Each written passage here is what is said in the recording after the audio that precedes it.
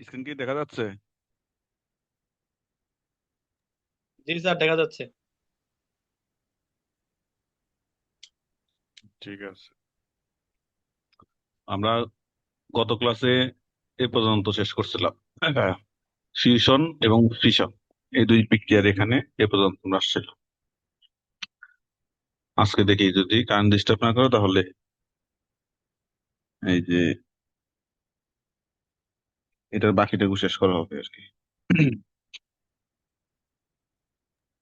জি sir, ইনশাল্লাহ। তো দেখো এখন তাহলে ফিউশন, এই ফিউশন কথাটার অর্থ কি? এই যে ফিউশন এই কথাটার অর্থটা কি?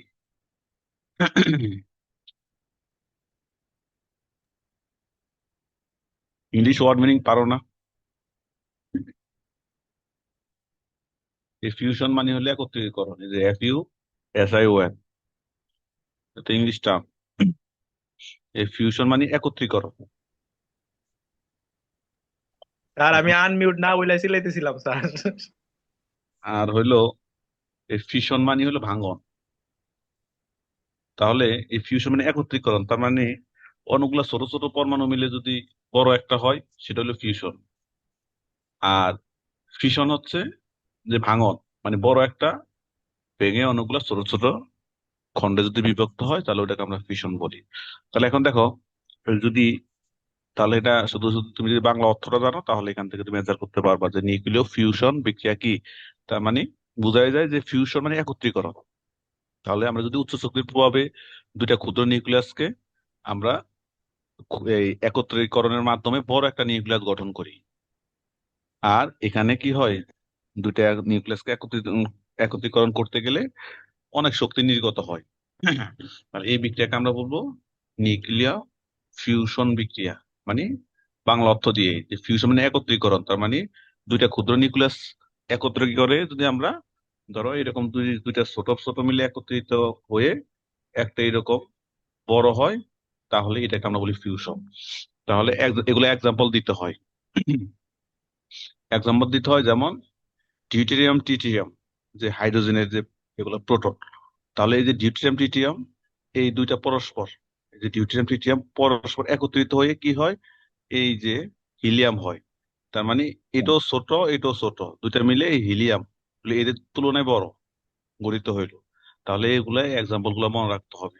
তাহলে এই যে দেখো এখানে 2 আর 3 এ 5, এই যে 4 আর 1 এ 5, 1 1 এ 2 এ 2, আর এই শূন্য তো 2 আর শূন্য তো 2 এ হয়। হ্যাঁ, তাহলে এই এক্সাম্পলটা দিতে হবে ফিউশন। আর যদি ফিশন বলে, ফিশন মানে হলো ওটার বিপরীতটা, যে একটা বড় এটা ভেঙে কি হবে ক্ষুদ্র ক্ষুদ্র ছোট, যে যদি ক্ষুদ্র ক্ষুদ্র তে বিভক্ত হয় তাহলে ওইটাকে আমরা ফিশন বলবো, মানে ভাঙন। তাহলে এটা কি করবো আমরা, যখন উচ্চ গতি সম্পন্ন কোনো কণার আঘাতে বৃহদাকার কোন, এই বৃহদাকার কোন নিউক্লিয়াসকে যদি আমরা ভেঙে ভেঙে কাছাকাছি যে ক্ষুদ্র নিউক্লিয়াসে, কাছাকাছি ক্ষুদ্র নিউক্লিয়াসে পরিবর্তন করি পরিণত করি, তাহলে এই বিক্রিয়াটাকে আমরা নিউক্লিয় ফিশন বিক্রিয়া বলি। যেমন হলো ওই যে বর্তমানে যে ধরো ডোনাল্ড ট্রাম্প যে ইরানকে পারমাণবিক বোমা ফেলানোর যে হুমকি দিচ্ছে, সেটা হচ্ছে ফিশন বিক্রিয়া। মানে বোমা ফেলবে বড়, কিন্তু ওইটা এরকম ক্ষুদ্র ক্ষুদ্র ক্ষুদ্র ক্ষুদ্র অণুগুলোতে বিভক্ত হবে, বিভক্ত হয়ে পুরো একটা অঞ্চলটাকে শেষ করে দিবে আর কি। এটা তারা এটা বোঝায়। তার মানে বৃহৎ একটা, এই যে বৃহদাকার নিউক্লিয়াস ভেঙে একাধিক কাছাকাছি বড় ক্ষুদ্র নিউক্লিয়াসে পরিণত হয়। তাহলে এই বিক্রিয়াগুলোকে আমরা নিউক্লিয়ার ফিশন বিক্রিয়া করে বলি। এখানে কি হয়, প্রচুর শক্তি নির্গত হয় এগুলো দুটাতেই। তাহলে যেমন এই দেখো ইউরেনিয়াম, এটাকে যদি আমরা নিউট্রন দ্বারা আঘাত করি, আঘাত করলে যে বেরিয়াম আর হইলো কি কিপ্টনে তোমার ডন। কনভার্টার, মানে প্রতিটা নিউক্লিয়ার ফিউশন এবং ফিশন দুইটা বিক্রিয়ারে এক্সাম্পল সমান রাখতে হবে। সংখ্যা তো পারা যায়, শুধু এক্সাম্পলটা মনে রাখতে হবে। আর ওইটা যদি পারো, এতক্ষণ যে কথাগুলো বলছি ফিশন আর ফিউশন সম্পর্কে, তাহলে এই পার্থক্যটাও পারার কথা আর কি। হ্যাঁ, ফিশন হলো একটা চেন। চেন মানে কেন, ওই যে বলছি না বড় একটা থেকে ক্ষুদ্র অনেকগুলা হয়, তুমি এটা চেনের মতো। আর তাহলে এটা চেন নয়, ওটা যদি চেন হয় এটা চেন, আর ওইটা চেন নয়। আর তারপরে ডেফিনেশন, আমরা ফিশনে কি দেখছিলাম, যে তোমার বড় একটা ভেঙে কাছাকাছি ভরের যে কতগুলো ছোট নিউক্লিয়াসে বিভক্ত হয়। আর ফিশন আমরা কি দেখছি, দুইটা মিলে একত্রিত হয়ে বড় একটা গঠন করে, এগুলো আমরা দেখছিলাম। এখানেও তাপ শক্তি নির্গত হয়, এখানেও কি তাপ শক্তি নির্গত হয়, তবে তুলনামূলকভাবে ফিউশনে কোনো জিনিস এমনি তো বুঝো যে কোনো জিনিস গড়তে বেশি কষ্ট লাগে নাকি ভাঙতে বেশি কষ্ট? স্যার গর্তে গড়তে বেশি তৈরি কষ্ট। করতে। হ্যাঁ, তার মানে এই যে নিউক্লিয়ার ফিউশন মানে তো তৈরি করা, ছোট ছোট মিলে বড় তৈরি করা, তার মানে এখানে শক্তি বেশি নির্গত হয়। আর নির্গত ভাঙতে হয়। ভাঙতে তো সহজেই ভাঙা যায়। হ্যাঁ, এই জন্য এখানে কম শক্তি, তুলনামূলক কম শক্তি নির্গত হয়। আর এখানে বিদ্যুৎ শক্তি, এটার মাধ্যমে বিদ্যুৎ শক্তি উৎপাদন করা যায়, হ্যাঁ, ফিশনের মাধ্যমে। আর এটার মাধ্যমে যায় না। আর নিউক্লিয় বর্জ্য থাকে, আর এখানে বর্জ্য থাকে না। এগুলো দেখবে একবার, এখানে আমার দেখানোর তেমন কিছু নাই। মেইনলি ফিশন আর ফিউশন এই দুইটা বুঝলে ওই পার্থক্য গুলো পারা যায়। এরপর নিউক্লিয় বিক্রিয়া আর একটা রাসায়নিক বিক্রিয়া। নিউক্লিয় বিক্রিয়া এবং রাসায়নিক বিক্রিয়া। নিউক্লিয় বিক্রিয়া দেখো, ব- আমরা একটু আগে দেখছি যে পরমাণু নিউক্লিয়াসও পরিবর্তন হয়। এই যে ছোট ছোট মিলে বড় একটা হয় মানে নিউক্লিয়াস, আবার বড় নিউক্লিয়াস ভেঙে ক্ষুদ্র ক্ষুদ্র নিউক্লিয়াসে পরিণত হয়। তারপর নিউক্লিয়াসের পরিবর্তন নিউক্লিয় বিক্রিয়াতে। আর রাসায়নিক বিক্রিয়াতে আমরা জানি, রাসায়নিক বিক্রিয়াতে নিউক্লিয়াসের পরিবর্তন ঘটে না। রাসায়নিক বিক্রিয়া হয় এই যে ইলেকট্রন, এই যে যোজ্যতা স্তর থেকে ইলেকট্রন আদান প্রদানের মাধ্যমে। যেমন সোডিয়ামের, সাধারণত আমরা জানি যে পারমাণবিক সংখ্যা হলো কত, 11। তো 11 আমরা যদি আমরা দেখি যে ইলেকট্রন বিন্যাসে 1s, 2, 2s, 2, 2p, 6, 10টা, আর হলো 3s, 1, এ হলো 11টা। তো দেখা যায় যে এখানে এই যে সোডিয়াম কি করে, এর সর্ববহিষ্ঠ কক্ষপথে একটা ইলেকট্রন আছে, সে একটা ইলেকট্রন দান করে কি হয়ে যায়, ধনাত্মক আয়নে পরিণত হয়। তার মানে এই যে ইলেকট্রন একটা ইলেকট্রন দেয়, কই থেকে দিচ্ছে, 3s, মানে 3 নাম্বার কক্ষপথ থেকে। তার তো আমরা তো বুঝি, তার মানে 1 নাম্বার কক্ষপথ, 2 নাম্বার কক্ষপথ, 3 নাম্বার কক্ষপথ। তার মানে আমরা তো জানি যে যখন ইলেকট্রন দেয় সর্ববাহিরের কক্ষপথ থেকে। আর সর্ববাহিরের কক্ষপথটাকে আমরা বলি যোজ্যতা স্তর। সর্ববাহিরের কক্ষপথটাকে আমরা কি বলি, যোজ্যতা স্তর। দ্রুত। হ্যাঁ, তার মানে ইলেকট্রন যে দেয় নেয় সবসময় যোজ্যতা স্তরের উপর ডিপেন্ড করে। তাহলে এখানে হয় নিউক্লিয়াসের পরিবর্তন, এখানে নিউক্লিয়াসের পরিবর্তন ঘটে না, এখানে হইলো এই যোজ্যতা স্তরে মানে বাহিরের কক্ষপথে ইলেকট্রনের সংখ্যার পরিবর্তন ঘটে। কারণ এই যে সোডিয়ামে ইলেকট্রন সংখ্যা হলো 11, সোডিয়াম প্লাসে ইলেকট্রন সংখ্যা 10, কারণ এই যে একটা দিয়ে দিছে, দিয়ে তো সোডিয়াম প্লাস আয়ন হয়েছে। তাহলে কি হয়, এখানে ইলেকট্রনের সংখ্যার পরিবর্তন ঘটে। আর নিউক্লিয় বিক্রিয়াতে নিউক্লিয়াসে পরমাণু নিউক্লিয়াসের পরিবর্তন ঘটে, এটা আমরা এটাকে দেখছি। আর এখানে তো এমনি প্রচুর শক্তি, যেহেতু নিউক্লিয় বিক্রিয়াতে এমনি বোঝা যায় যে অনেক শক্তি উদ্ভব ঘটে এখানে, কি সামান্য, খুব একটা না। হ্যাঁ, আর এখানে গতি অনেক বেশি, এটা এমনি বোঝা যায়, পারমাণবিক গতি তো অনেক বেশি হবে। আর এখানে এই যে বিক্রিয়ক ও উৎপাদের মধ্যে সাধারণত সমতা থাকে না। আর আমরা তো জানি যে রাসায়নিক বিক্রিয়াগুলো যে আমরা লিখি, আমরা তো ওই যে কোন ক্লাসে যেন সমতাকরণও শিখছিলাম, যে কোন একটা বিক্রিয়া যদি আমরা লিখি, যে ধরো এই যে হাইড্রোজেন প্লাস অক্সিজেন, এই দুইটা মিলে যদি পানি হয়, এই দুইটা মিলে যখন পানি হয়, তখন এই বিক্রিয়াটাকে আমরা আমরা সমতাকরণ করি। যেমন এখানে হাইড্রোজেন আছে কয়টা, অক্সিজেন আছে 2টা, তাহলে এখানে অক্সিজেন লিখছি আমি একটা, তাহলে আমি এখানে যদি 2 দ্বারা গুণ করি, তাহলে অক্সিজেন 2টা হয়ে গেল। কিন্তু হাইড্রোজেন কয়টা হয়ে গেল, 2 গুণে 4টা। তাহলে আমি এখানে যদি 2 দ্বারা গুণ করি, তাহলে হাইড্রোজেনের কয়টা হয়ে গেল, 4টা। তার মানে আমরা যখন রাসায়নিক বিক্রিয়া লিখি এভাবে সমতাকরণ করি। সমতাকরণ বলতে কি বোঝায়, এই সাইডে যে কয়টা মৌল থাকবে, এই সাইডেও কি সেম কয়টা মৌল, মানে এই সাইডে 4টা হাইড্রোজেন, এই সাইডেও 4টা হাইড্রোজেন, এই সাইডে 2টা অক্সিজেন, এই সাইডেও 2টা অক্সিজেন। এটাকে সমতাকরণ বলে। এটা হলো রাসায়নিক বিক্রিয়ার ক্ষেত্রে এগুলা করি আর কি। কিন্তু আমরা নিউক্লিয় বিক্রিয়ার ক্ষেত্রে আমরা কি করি, এগুলা আমরা করি না আর কি। আচ্ছা, তারপর হলো তোমার এখানে আরেকটা জিনিস হলো তোমার মোট চার্জ সংখ্যা এবং ভর সংখ্যা সমান থাকে, আর এখানে চার্জ ভর সমান থাকে না, এটা একটা দেখবা। আর এখানে নিউক্লিয়াসের চার্জের পরিবর্তন ঘটে, স্বাভাবিক। নিউক্লিয়াসের যেহেতু নিউক্লিয় বিক্রিয়াতে নিউক্লিয়াসের পরিবর্তন ঘটে। তো নিউক্লিয়াসের পরিবর্তন যদি ঘটে তাহলে চার্জের তো পরিবর্তন ঘটবেই। এবং এখান থেকে আমরা দেখছি যে নতুন মৌল সৃষ্টি হয়। ওই দেখো না, এই যে দুইটা মিলে, এই যে প্রোটিয়াম ডিউটেরিয়াম মিলে তোমার ওখানে কি বলে, এই যে হিলিয়াম গঠিত হয়েছে। এই যে এখানে এখানে আমরা কি দেখছি, ধরো এই যে এই বিক্রিয়ায় তোমার ডিউটেরিয়াম ট্রিটিয়াম মিলে হিলিয়াম গঠিত হয়েছে। তার মানে এটা হলো ভিন্ন একটা, হিলিয়াম। এটা হলো ভিন্ন, গঠিত হয়েছে আরেকটা, নতুন আরেকটা। আবার ফিশন আমরা কি দেখছি, দেখো এটা ভেঙে কি হয়েছে, এটা হয়েছে এটা। তার মানে এটা হলো ইউরেনিয়াম, এটা হলো বেরিয়াম, এটা হলো কিপ্টন, সম্পূর্ণ ভিন্ন, সম্পূর্ণ ভিন্ন মৌলে মানে মৌল তৈরি করে বা পরিণত হয়। কিন্তু রাসায়নিক বিক্রিয়াতে এটা নাই, নতুন মৌলের সৃষ্টি হয় না, তবে যৌগের সৃষ্টি হয়। মৌল আর যৌগ কিন্তু এক না। মৌল মানে সিঙ্গেল, আর যৌগ মানে কি, যেমন এখানে হাইড্রোজেন এটা একটা মৌল, অক্সিজেন এটা একটা মৌল, কিন্তু হাইড্রোজেন আর অক্সিজেন মিলে যেটা গঠিত হয়েছে H2O, এটা একটা যৌগ। হ্যাঁ, যৌগের সৃষ্টি হয় কিন্তু নতুন মৌলের সৃষ্টি হয় না। কিন্তু আমরা নিউক্লিয় বিক্রিয়াতে দেখলাম যে মৌলের সৃষ্টি হয়। হ্যাঁ, আর এটা সাধারণত নিউক্লিয়ার বিক্রিয়া চুল্লিতে নিয়ন্ত্রণ করা হয়।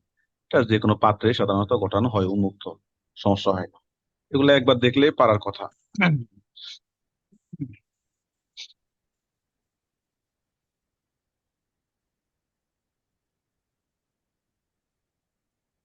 তোমাদের আরেকটা জিনিস আসে যে পরমাণুর মডেল।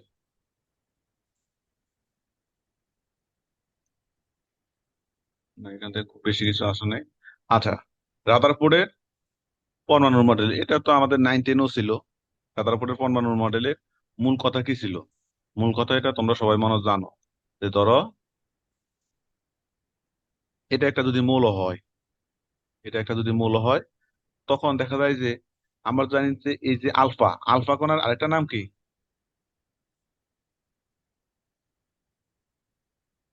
আলফা কণার আরেকটা নাম কি? হিলিয়াম। হিলিয়াম। পিপার মানে হিলিয়াম। হিলিয়াম না স্যার? হ্যাঁ, হিলিয়াম। তার মানে এই যে হিলিয়াম, হিলিয়াম, হিলিয়াম হলো 2+। হ্যাঁ, 2+। তাহলে এখানে যদি আমরা এভাবে মানে ধরো এখানে যদি আমরা আলফা কণা নিক্ষেপ করি, ধরো মানে হিলিয়াম যদি নিক্ষেপ করি, টু স্যার, প্লাস এটা তো আলফা কেন দেখতে পাচ্ছে না? হ্যাঁ, তারপরে 15 মডেল হইলো, আমরা যদি কোনো একটা ধরো সৌরজগৎ, সৌরজগতে আমরা যদি আলফা কণা মানে নিক্ষেপ করি, তাহলে দেখা যায় যে যদি কোনো একটা পরমাণুর সোজা বরাবর নিক্ষেপ করলে, তখন যে দিকে নিক্ষেপ করলাম উল্টা ওই দিকে ফেরত আসে। এদিকে নিক্ষেপ করছি, এখানে গিয়ে আবার উল্টা এদিকে ফেরত আসে। আবার দেখা যায় যে কিছু আলফা কণিকা নিক্ষেপ করলে এদিকে আসার পরে এখান থেকে এভাবে বেঁকে যায়, এইভাবে নিক্ষেপ করলে এখান থেকে এই কাছাকাছি কাছাকাছি আসার পরে বেঁকে যায়। আবার কিছু আছে যেগুলো দূর দিয়ে যায়, এগুলা সোজা চলে যায়। যেগুলো দূর দিয়ে যায় ওগুলা সোজা চলে যায়। তো এখান থেকে ওনারা একটা অবজারভেশন আসলো, কি আসলো, যে যেহেতু আলফা কণা হইলো প্লাস, তার মানে যেটা একদম বরাবর গেছে, গিয়ে গিয়ে যাওয়ার ফলে কি হয়, আবার বরাবর ফেরত আসছে। তার মানে বোঝা যায় যে আলফা কণার যে চার্জ, তার মানে এই বরাবর মনে হয় একই সমচার্জ কিছু একটা আছে। না হলে সে বিপরীত দিকে কেন আসবে? আমরা তো জানি যে প্লাস মাইনাস পরস্পরকে আকর্ষণ করে, কিন্তু প্লাস প্লাস পরস্পরকে বিকর্ষণ করে, আবার মাইনাস মাইনাস পরস্পরকে বিকর্ষণ করে, এগুলো তো আমরা জানি, তাই না? তার মানে হিলিয়াম কণা বা আলফা কণা যেহেতু প্লাস, এ বরাবর আসছে, আসার পরে এখান থেকে আবার ফেরত গেছে উল্টা দিকে। তার মানে বোঝা যায় যে এখানে আলফা কণা যে নেচারের মানে ধনাত্মক, মানে এখানে ধনাত্মক কিছু একটা আছে। আবার জি স্যার, যে প্রোটন। কিছু কিছু প্রোটন কণা, আছে স্যার এখানে। কিছু কণা এরকম কাছাকাছি এসে এসে এই ভিতরে কিছু একটা আছে, এটার প্রভাব উল্টা দিকে চলে গেছে। কারণ আবার কিছু কিছু দেখো এই যে এসে চলে গেছে, আবার কিছু আছে যেগুলো দূর দিয়ে আসছে, যেভাবে আসছে ওইভাবে চলে গেছে। তার মানে বোঝা যায় যে এখানে ধনাত্মক কোনো একটা চার্জ পুঞ্জীবিত আছে। জি ধনাত্মক স্যার। কোনো একটা চার্জ পুঞ্জীবিত থাকার কারণে এ বরাবর কেউ আসলে ওরে ফেরত পাঠায় দেয়। কাছাকাছি দিয়ে কেউ ডিসকাশন দেয়। কাছাকাছি দিয়ে কেউ আসলে ও পথ বাঁকা করে অন্যদিকে চলে যায়। আবার দূর থেকে গেলে সে সোজা পথে কি চলে যেতে পারে। এটা হলো মেনলি রাদারফোর্ডের পরমাণু মডেলের পরীক্ষা আর কি। এখন দেখো এটা হলো মেইন কথা, এখন এই কথাটারে আমরা দেখবো যে কি বলছে। তাহলে রাদারফোর্ডের পরমাণু মডেল কি? রাদারফোর্ড পরমাণু মডেল এটা উনি 1911 সালে দিছে। আলফা কণা বিচ্ছুরণের মাধ্যমে উনি একটা পরমাণুর মডেল মানে সম্পর্কে উনি ধারণা দিয়েছে। ওই মডেলটাকেই বলা হয় কি রাদারফোর্ডের পরমাণুর মডেল। মানে আলফা আলফা কণা বিচ্ছুরণের মাধ্যমে উনি পরমাণুর গঠন সংক্রান্ত যে মডেলটা দিছে ওইটাই রাদারফোর্ডের পরমাণুর মডেল। এবং এই মডেলটার সাথে কার মিল আছে? সৌরজগতের মিল আছে, এই জন্য একে তোমার রাদারফোর্ডের মোলার সিস্টেম অ্যাটম মডেলও কি বলা হয়, যেহেতু এটা সৌরজগতের সাথে মানে সোলার সিস্টেমের সাথে মিল আছে এই কারণে বলা হয়। এখন দেখো ওই যে আমি একটু আগে যে কথাগুলো বলছিলাম ওই কথাটা হইলে এখানে যে মডেলটা কি, তার মানে মডেলটা হচ্ছে এর কেন্দ্রে খুব ক্ষুদ্র মানে ক্ষুদ্র জায়গায় ধনাত্মক চার্জ কি বিশিষ্ট কিছু ভারী বস্তু আছে, যেটাকে আমরা কি বলি? নিউক্লিয়াস বলি। আবার পরমাণুর ইলেকট্রন সমূহ যেহেতু নিউক্লিয়াসের বাইরের অঞ্চলে নিউক্লিয়াসকে কেন্দ্র করে সর্বদা ঘুরতে থাকে, এটা তো আমরা জানি যে পরমাণুর যে ইলেকট্রন গুলো আছে, আমরা জানি কোন একটা ধরো পরমাণুর ইলেকট্রন গুলা কোথায় ঘুরে? এই যে কক্ষপথে ঘুরতে থাকে, কক্ষপথে এই কক্ষপথে ইলেকট্রন গুলা ঘুরতে থাকে কাকে কেন্দ্র করে? এর ভিতরে যে নিউক্লিয়াস আছে এই নিউক্লিয়াসকে এই কেন্দ্র করে নিউক্লিয়াসকে ঘুরবে। কেন্দ্র করে সর্বদা ঘুরতে থাকে। তার মানে এবং এটাও একটা কথা যে এখানে প্লাস চার্জও আছে আর মাইনাস চার্জও আছে। তাহলে তো এই প্লাস মাইনাস পরস্পরকে আকর্ষণ করে এটা বিস্ফোরণ করার ঘটার কথা, বিস্ফোরণ ঘটে এটা ধ্বংস হয়ে যাওয়ার কথা, কিন্তু আদৌ এটা হচ্ছে না। কারণ আমাদের সৌরজগৎ তো টিকে আছে, সৌরজগৎ তো ধ্বংস হয়ে যায় নাই। কিন্তু এদের এটা দেখে মনে হয় কি হয়ে যাওয়ার কথা, কারণ হলো এখানে মাইনাস আছে, ইলেকট্রন গুলো যেহেতু মাইনাস, ভিতরে যেহেতু তোমার এই যে নিউক্লিয়াসটা যেহেতু ধনাত্মক চার্জ বিশিষ্ট, তার মানে প্লাস মাইনাস পরস্পর আকর্ষণ করে এটা ধ্বংস হয়ে যাওয়ার কথা, কিন্তু হচ্ছে না। এর কারণ হচ্ছে এখানে যে কয়টা ইলেকট্রন আছে মানে ঋণাত্মক চার্জ যে কয়টা আছে, ধনাত্মক চার্জও কি একই পরিমাণ থাকে? মানে সমান। দুইটা, হ্যাঁ, ঋণাত্মক চার্জ এবং ধনাত্মক চার্জ দুটার পরিমাণে সমান থাকার কারণে এরা বিদ্যুৎ নিরপেক্ষ নিরপেক্ষ হয়, হয়। এই জন্য ধ্বংস হয় না। মানে দুজনের শক্তি সমান। দুজনের শক্তি সমান। এবং সৌরজগতে আমরা জানি যে যে যেমন গ্রহগুলা যেমন সূর্যকে কেন্দ্র করে চারদিকে ঘূর্ণায়মান থাকে, একইভাবে পরমাণুতে ইলেকট্রন সমূহকে একটু আগে বলছিলাম নিউক্লিয়াসকে কেন্দ্র করে অবিরাম অবিরাম ঘুরবে। ঘুরতে থাকে। ফলে এদের মধ্যে দুইটা বল ক্রিয়া করে, একটা হইলো কেন্দ্রমুখী আকর্ষণ বল, অন্যটি হলো কেন্দ্র বিমুখী আকর্ষণ বল, মানে পরস্পর বিপরীত দিকে। মানে এই যে এখানে আকর্ষণ দুই রকম, কেন্দ্রের দিকেও আছে বাইরের দিকেও আছে। তোমার যদি তোমার দুই বন্ধু ধরো এটা হইলো তুমি কুদুস মিয়া, তখন এখানে থেকে যদি তোমার একজনে ধরে টানে, আবার এখান থেকে যদি এদিক মানে একজন টানলো এইদিকে আরেকজন টানলো এইদিকে, তাহলে তুমি যাবে কোন দিকে? সমান শক্তি, দুজনের সমান শক্তি নিয়ে যদি টানে এই দুজনের স্থির সমান আমি। শক্তি। তুমি তো তোমার শক্তি তো সমানই, কারণ ওখানে তো বলছে যে ইলেকট্রন প্রোটন কি বলে ধনাত্মক ঋণাত্মক চার্জ সমান, তার মানে দুইটা শক্তি সমান।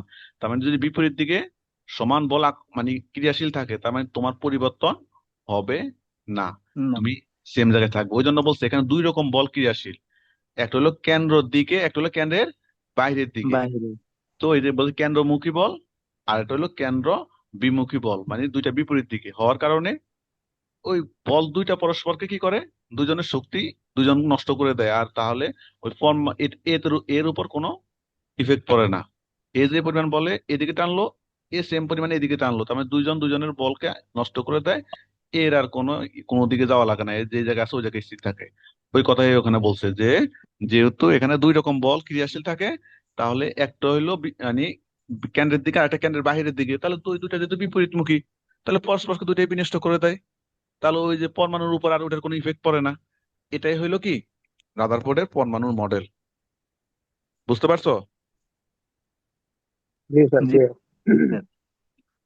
কোনো প্রশ্ন থাকলে বলতে হবে, কারণ না জিজ্ঞেস করলে তো তোমার করা যাবে না, রিপ্লাই দেওয়া যাবে না।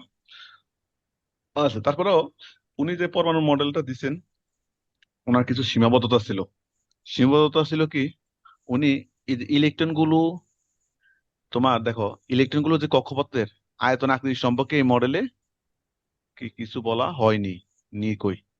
মানে এই যে ইলেকট্রন গুলা যে যে কক্ষপথে ঘুরে এই কক্ষপথগুলো কিরকম হবে এগুলা সম্পর্কে খুব একটা আকার আকৃতি আয়তন সম্পর্কে কোনো ধারণা প্রদান করতে পারে না। ও একটা ধারণা উনি নেয়। আচ্ছা, তার মানে উনি তোমার, আবার উনি যে বলছে উনি শুধু তোমার এই যে বহু ইলেকট্রন বিশিষ্ট, দেখো পরমাণুর ইলেকট্রন সমূহ, বহু ইলেকট্রন বিশিষ্ট যদি ইলেকট্রন অনেকগুলো থাকে, তো সেক্ষেত্রে এই এতগুলো ইলেকট্রন কিভাবে নিউক্লিয়াসকে প্রদক্ষিণ করবে ওই সম্পর্কে তেমন উল্লেখ নাই। হ্যাঁ, স্যার একটা উনি তো শুধু হাইড্রোজেন নিয়ে কাজ হ্যাঁ উনি তো শুধু হাইড্রোজেন নিয়ে কাজ করছেন এদিকে। এটা হ্যাঁ এক উনি শুধু ওই সে হিলিয়াম, হ্যাঁ উনি হ্যাঁ শুধু হ্যাঁ ওই helium, একটা, helium। বা ওখানে ওই যে এক ইলেকট্রন বিশিষ্ট, হ্যাঁ, উনি ওই যে বহু ধরো পাঁচ ছয়টা থাকলো বা অনেক থাকলো, ওই রকম বহু ইলেকট্রন থাকলে কিভাবে ঘুরবে নিউক্লিয়াসের চারপাশে, কিভাবে ঘুরবে এই সম্পর্কে উনি আইডিয়া দিতে পারে নাই, যে উনি শুধু হাইড্রোজেনেরটাই দিছে। এরপর দেখো হুম। প্রত্যেকটা পরমাণুর নিজস্ব বর্ণালী আছে, এই বর্ণালী সম্পর্কে উনি ব্যাখ্যা দেয় নাই। কারণ যদি আমরা তো জানি বর্ণালী মানে ধরো যদি কেউ ইলেকট্রন ত্যাগ করে বা গ্রহণ করে তো সেখানে তো কিছু শক্তি নির্গত হয়, তাই না? তো কোন একটা শক্তি যদি মানে মানে বিচ্ছুরণ আকার বাইরে বের হয় তাহলে একটা বর্ণালীর সৃষ্টি হয়। তো এই বর্ণালী সম্পর্কে উনি নির্দিষ্ট কোনো ব্যাখ্যা দিতে পারে নাই। আচ্ছা, আর সূর্য এবং গ্রহের মধ্যে যেমন একটা মহাকর্ষ বল কাজ করে, তাহলে এই যে একেবারে নিউক্লিয়াস ইলেকট্রনের মধ্যেও কি একটা স্থির বৈদ্যুতিক আকর্ষণ বল থাকে। দুইটা বলের প্রকৃতি ভিন্ন হলো এদের তুলনা করা যুক্তিসঙ্গত নয়। উনি যেমন মহাকর্ষ বল মানে বলছে সূর্যের চারপাশে গ্রহগুলা ঘুরে, তো সেটার সাথে তুলনা করছে ওনার যে নিউক্লিয়াসের চারপাশে ইলেকট্রন গুলা ঘুরে সেটা। কিন্তু এই যে সূর্য এবং গ্রহগুলার মাঝখানে যে একটা বল, ওটাকে আমরা বলি মহাকর্ষ বল, এই মহাকর্ষ বলের সাথে বাস্তবিক অর্থে নিউক্লিয়াস ইলেকট্রনের মধ্যে যে আকর্ষণ বল, এটা তুলনা করা সমীচীন না আর কি। হ্যাঁ।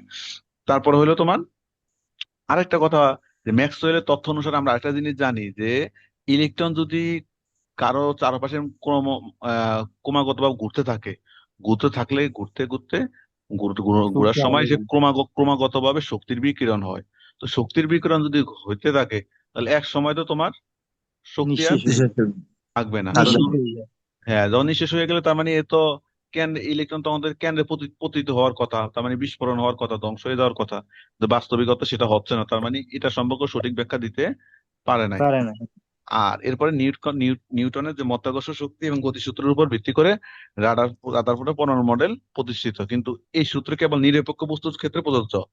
এখন যদি কোন বস্তু কোনোভাবে মানে আদানযুক্ত হয়, ধনাত্মক আদানযুক্ত হইতে পারে, ঋণাত্মক আদানযুক্ত হইতে পারে, তখন কি হবে এই সম্পর্কে উনি ব্যাখ্যা দেয় নাই। কারণ উনি ব্যাখ্যা দিচ্ছে হইলো নিরপেক্ষ, কারণ এখানে ইলেকট্রন প্রোটন সংখ্যা সমান, মানে ধনাত্মক এবং ঋণাত্মক চার্জের সংখ্যা সমান, অর্থাৎ কি যাদের ধনাত্মক ঋণাত্মক চার্জের পরিমাণ সমান, এটা নিরপেক্ষ, এদের কথা বলছে, কিন্তু ওই কথাটা উনি বলতে পারে নাই। আচ্ছা, এখন তাহলে এই রাদারফোর্ডের পরমাণুর মডেলের সীমাবদ্ধতা সহ এগুলো আমরা বললাম। আর রাদারফোর্ডের যে আলফা কণা বিচ্ছুরণ যে পরীক্ষা, এটা আমরা একটু আগে বলে ফেলছি। জি জি। এটা আমরা শুরুতে, কারণ ওইটা বলার আগে এটা দিয়ে শুরু করতে হয়, এই জন্য এটা বলছিলাম।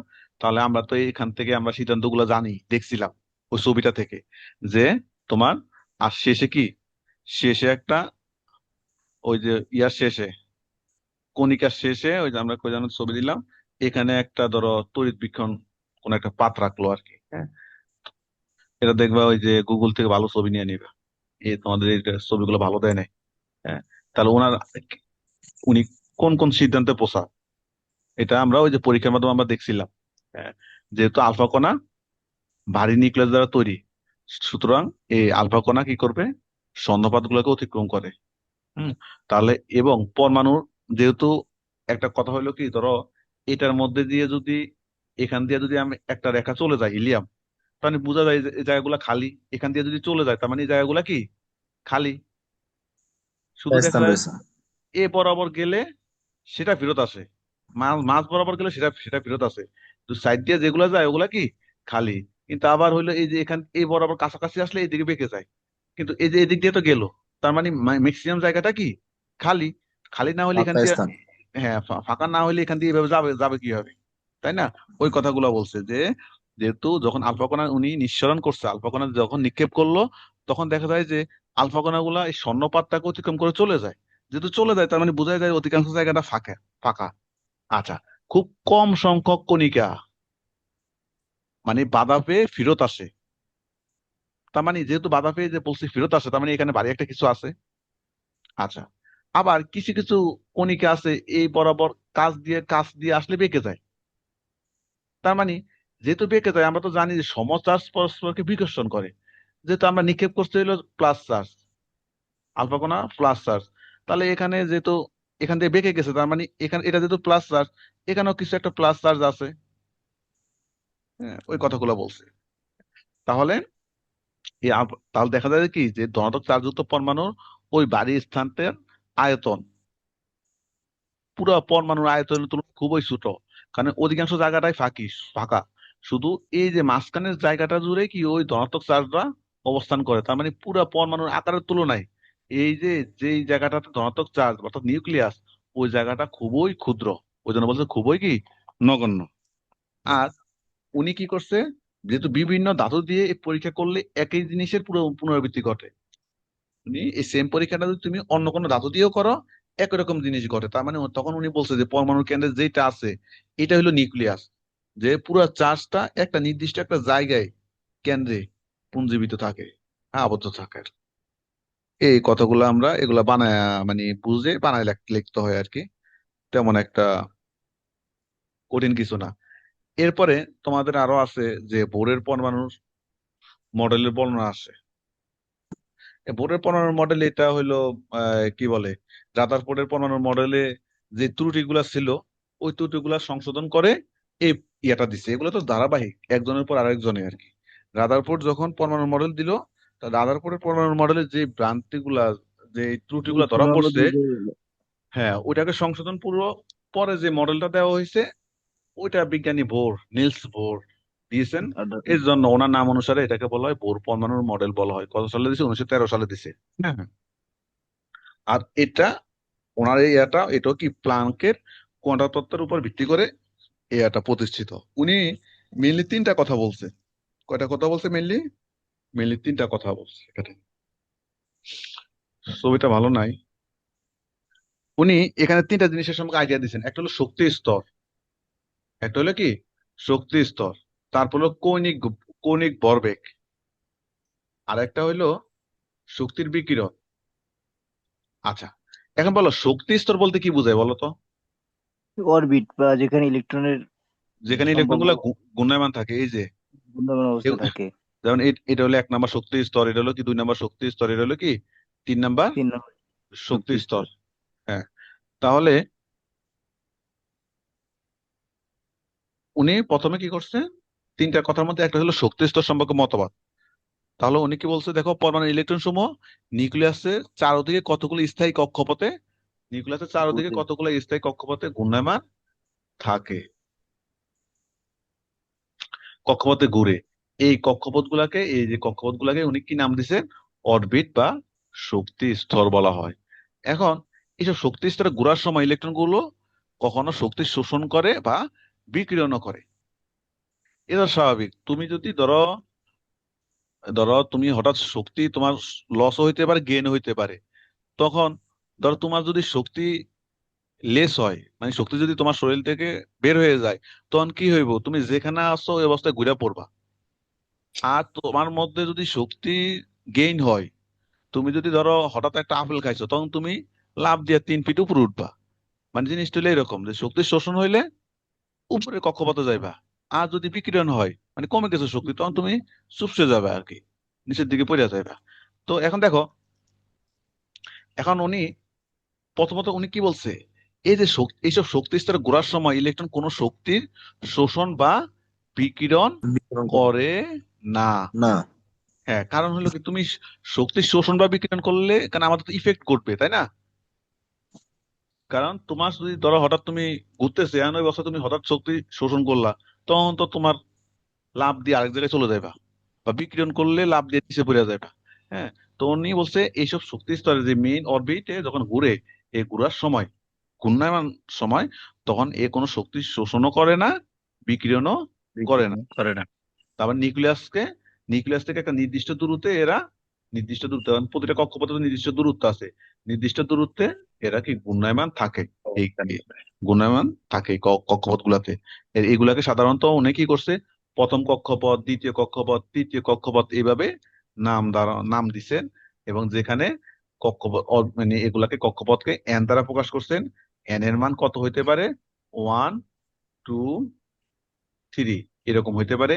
1 দ্বারা 1 নম্বর কক্ষপথ বোঝায় এটা, 2 দ্বারা 2 নম্বর কক্ষপথ বোঝায়, 3 দ্বারা 3 নম্বর কক্ষপথ বোঝায়, এবং এগুলাকে ইংরেজি নাম দ্বারা প্রকাশ করছেন। প্রথমটা কে, পরেরটা এল, পরেরটা এম, 4 নাম্বারকে এন দ্বারা, এইভাবে আরো চলতে থাকবে। উনি এই শক্তি স্তরে পরিচয় দিছেন ওনার প্রথমে।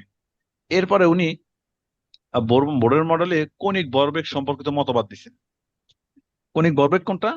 এই যে একটা নির্দিষ্ট শক্তি স্তরে ঘূর্ণনরত ইলেকট্রনের কণিক ভরবেগ নির্দিষ্ট, এবং বলছে এটা একটা মান আছে, এই মানের গুণিতক আকারে চেঞ্জ হয়। অর্থাৎ কণিক ভরবেগ আমরা জানি ampere equal to n into h by 2 pi. হ্যাঁ, এখানে কোনটা দ্বারা কি বোঝায় দেখবা, ইলেকট্রনের ভর, বেগ, আর হইলো ব্যাসার্ধ, আর এন দ্বারা তো আমরা দেখছি শক্তির স্তর, এইচ মানে প্লাঙ্কের ধ্রুবক, এগুলো মান মুখস্থ রাখবা, এটা হলো ফিক্স পার্মানেন্ট। যাই হোক, তাহলে তুমি কণিক ভরবেগের সূত্রটা জানবা, এটা হলো কণিক ভরবেগের সূত্র। এখানে বোঝানোর তেমন কিছু নাই, সূত্রটা জানলে আর কিছু না। এরপরে আরেকটা কথা বলছে, শক্তির বিকিরণ। শক্তির বিকিরণ, এখন দেখো, একটা ইলেকট্রন কেবল লাফ দিয়ে এক শক্তি স্তর থেকে অন্য শক্তি স্তরে যেতে পারে। এর ফলে ইলেকট্রন শোষণ করে বা বিকিরণ করে। অর্থাৎ ইলেকট্রন যদি দেখো, ইলেকট্রন যখন এক শক্তি স্তর থেকে অন্য শক্তি স্তরে যায়, তখন শক্তির শোষণও করতে পারে, বিকিরণও করতে পারে। তাহলে কোনটা ঘটবে? তুমি যদি উপর উপর উপর থেকে নিচের দিকে আসো, মানে উচ্চ শক্তি স্তর থেকে নিম্ন শক্তির স্তরে আসো, তাহলে তোমার কি হইব? শক্তি শোষণ হবে না বিকিরণ হইব? কমে যাবে স্যার, বিকিরণ হবো। শোষণ হবে। হ্যাঁ, এটাই তো। বিকিরণ হবে। বিকিরণ তোমার টাকা আছে ধরো 1 কোটি, এখন হঠাৎ 50 লাখ হয়ে গেছে, তুমি বোঝা যায় যে কোন দিয়ে বাকিগুলা শেষ হয়ে গেছে আর কি, মানে বিকিরণ হয়েছে। আর তুমি যদি নিচে নেমে গেছো, তোমার তোমার আছে 50 লাখ, হয়ে গেছে হঠাৎ 1 কোটি, তার মানে কি তোমার টাকা তুমি কারোটা মারছো শক্তি বা শোষ- কিছু করছো, মানে তোমার শোষণ হয়েছে আর কি, কারো থেকে শোষণ করছো। তো এই বিকিরণ, এটাকে আমরা কি করি, ডেল ই দ্বারা প্রকাশ করি আর কি।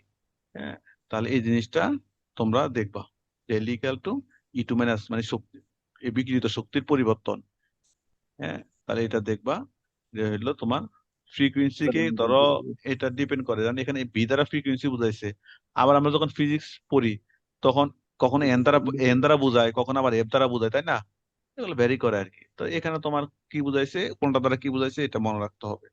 তাহলে এখানে এটা হইলো কি শক্তি বিকিরণ সম্পর্কিত। তাহলে এই 3টা জিনিস মনে রাখবা, এগুলো হইলো আয়ত্তে আয়ত্তে নিয়ে আসবা। এখন দেখো আরেকটা জিনিস, ওনারও উনি যে ওনার যে মডেলটা দিছে, ওনার এই মডেলও কি আছে, ওনার কিছু সীমাবদ্ধতা আছে। তাহলে উনি দেখো, বহু ইলেকট্রন বিশিষ্ট পরমাণুর বর্ণালীর ব্যাখ্যা দিতে উনিও কি রাদারফোর্ডে কিন্তু এটা ব্যর্থ হয়েছে। বহু ইলেকট্রন বিশিষ্ট মানে অবশ্যই রাদারফোর্ডে কোনো পরমাণুর বর্ণালীর ব্যাখ্যাই দেয় নাই। উনি যদিও এক ইলেকট্রন বিশিষ্ট এগুলা দিছে, কিন্তু বহু ইলেকট্রন বিশিষ্ট পরমাণুর বর্ণালী কিরকম হবে এটা উনি দিতে পারে নাই। আর রাদারফোর্ডে কিছুই বলে নাই বর্ণালী সম্পর্কে। হ্যাঁ, তারপর হলো তোমার বোরের মডেল অনুসারে পরমাণুতে প্রতিটা ইলেকট্রনের অবস্থান ও তার গতিবেগ নির্দিষ্ট। কিন্তু আমরা হাইজেনবার্গের নীতি অনুসারে আমরা কি জানি, ইলেকট্রনের অবস্থান এবং গতিবেগ কখনোই কি নির্ণয় করা সম্ভব নয়। এটাকে আমরা অনিশ্চয়তা সূত্র অনিশ্চিত বলে। নীতি বলি আর হ্যাঁ, কি, সূত্র তার বলি। মানে এটা সম্পর্কে তো ওনার ধারণাটা ক্লিয়ার না। আর বোরের পরমাণু মডেল অনুসারে যে শক্তির বিকিরণ বা শোষণ যে ঘটে, এটা শুধুমাত্র কয়টা বর্ণালী তৈরি করে? একটা। কারণ এ তো এই যে বেশি বেশি ইলেকট্রন বিশিষ্ট বর্ণালী সে ব্যাখ্যা দিতে পারে না, ওই জন্য সে শুধু একটার কথা বলছে। হ্যাঁ, কিন্তু সূক্ষ্মযন্ত্র দ্বারা আমরা দেখি যে কি, এই বর্ণালী, প্রতিটা বর্ণালী আবার অনেকগুলো ছোট ছোট বর্ণালীর সমষ্টি। হ্যাঁ, তো এগুলারও সঠিক ব্যাখ্যা দিতে উনি পারে না। এগুলো একটু দেখবা, এগুলা তেমন বোঝারও এরকম কিছু না, এগুলো পারার কথা তোমাদের। এরপর দেখো, বোর পরমাণুর মডেল অনুসারে হাইড্রোজেন পরমাণু যে কক্ষপথের ব্যাসার্ধ এবং শক্তি প্রকাশকারী সমীকরণ, এটা কি পড়ছিলা? জি স্যার, এটা তো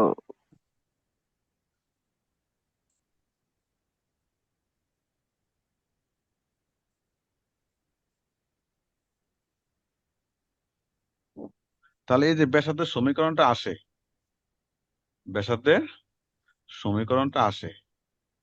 সমীকরণ। হুম,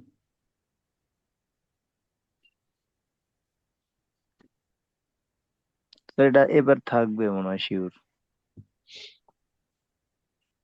ওটা আসলে তো আর বলা যায় না, আসতে পারে। এখন দেখো, এই যে আমরা তো একটু আগে বলছি যে আহ প্রোটনকে বা নিউক্লিয়াসকে কেন্দ্র করে ইলেকট্রন সময় ঘূর্ণায়মান থাকে। তো ইলেকট্রন আমরা জানি যে সংকেত এটা, হ্যাঁ। কারণ হাইড্রোজেনের ইলেকট্রন দ্বারা এটা বুঝেছে, প্রোটনের ইলেকট্রন এটা দ্বারা বোঝানো হয়েছে, ব্যাসার্ধ আর দ্বারা বোঝানো হয়েছে। আবার বেগ হইলো বি, ভর যদি এটা হয়, তাহলে এখন দেখো প্রোটনের চারদিকে ইলেকট্রন ঘোরার জন্য দুই ধরনের শক্তির সৃষ্টি হয়। প্রোটনের চারদিকে যখন ইলেকট্রন গুলা ঘুরে, তখন আমরা দুই ধরনের শক্তি, আমরা একটাকে তো পড়ে আসছিলাম, এটা হলো যে কেন্দ্রমুখী আর একটা হলো কি কেন্দ্র বিমুখী। বিমুখ। ওই যে এই যে কোন একটা নিউক্লিয়াসকে কেন্দ্র করে যখন ইলেকট্রন গুলা ঘুরতে থাকে, তখন এখানে আমরা বলছি যে দুই রকম শক্তির উদ্ভব হয়, কেন্দ্রমুখী আর কেন্দ্র কি, কেন্দ্রমুখী কেন্দ্র বিমুখী। বিমুখী। হ্যাঁ, এই ওই কথাটাই এখানে বলছে, যে এটা হলো কেন্দ্রমুখী, যে স্থির স্থির তার দিকে আকর্ষণ বল, এই বল কেন্দ্র এবং ঘূর্ণায়মান ইলেকট্রনের মধ্যে ক্রিয়া করে। তাহলে এখন এগুলা, এটা কি দাঁড়াও তো, এটা আমাদের দরকার আছে কি না তো।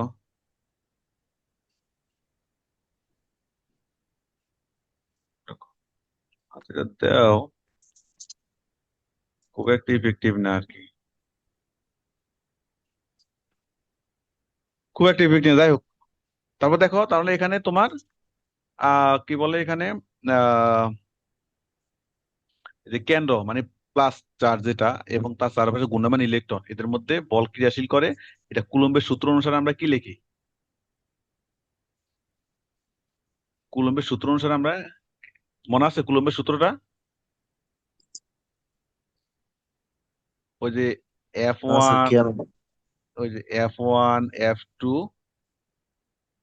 বাই ডি স্কোয়ার, এটা না আমরা ফিজিক্সে পড়ছিলাম ইন্টারমিডিয়েটে, কুলম্বের সূত্র F1 F2 by d square. দুইটা দুইটা বস্তুর মধ্যে, ক্রিয়াশীল বস্তুর মধ্যে যদি কোনো আকর্ষণ বল কাজ করে, তো তাদের মধ্যে ক্রিয়াশীল বল F1 F2 by d square. D square হলো তাদের মধ্যবর্তী যে দূরত্ব সেটা, আর F1 হইলো ওই যে যে দুইটা বস্তু তাদের মধ্যে বল, প্রথম বস্তুর আকর্ষণ, দুইটা দ্বিতীয় বস্তুর বস্তুর, আলাদা আলাদা বল। হ্যাঁ এটা আমরা ইয়াতে দেখছিলাম। আচ্ছা, এখন এখানে দুইটার দ্বারাই ওই যে দুইটার দ্বারা কে কি দ্বারা প্রকাশ করছে, ই দ্বারা প্রকাশ করছে, কি দ্বারা প্রকাশ করছে, ই দ্বারা প্রকাশ করছে। তাহলে এই দ্বারা। ওয়ান জায়গায় ই, F2 জায়গায় ই, তাহলে ই স্কোয়ার।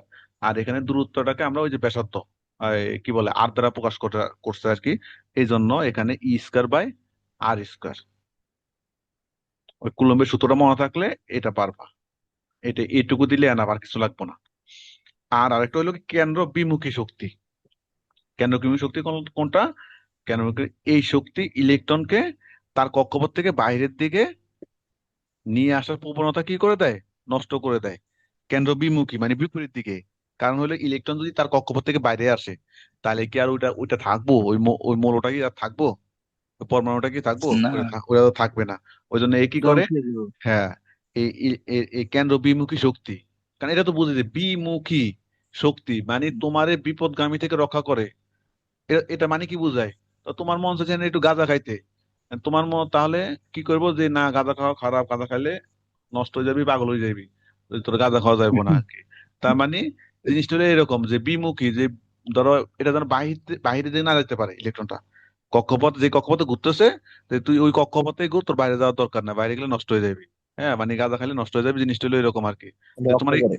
হ্যাঁ এই কক্ষপথে ঘুরতেছে ঘুর, যদি এখান থেকে বাইরে যায় তাহলে তো এটাই নষ্ট হয়ে যাবে, ধ্বংস হয়ে যাবে। ওই জন্য বলছে বাইরে আসার প্রবণতাটাকে কি নষ্ট করে দেয় কেন্দ্র বিমুখী শক্তি, মানে ওই জিনিসটাই যে তোমরা অনেক সময় বলো না যে এটা এটা করা যাবে না, ওখানে এটা দেওয়া ঠিক না, এটা করলে এটা হইব, এরকম জিনিসটা আর কি। তাহলে এই জিনিসটা এটা মনে করবা, যে কক্ষপথ থেকে বাইরের দিকে নিয়ে আসার প্রবণতা নষ্ট করে দেয়। হুম, তাহলে এটা হলো কি এমপি স্কয়ার বাই, এটাকে আমরা কি দ্বারা প্রকাশ করি, ইয়ার সূত্র মনে নাই,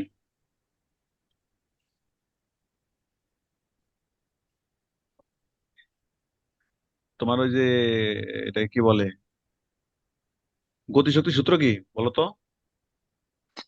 জি স্যার।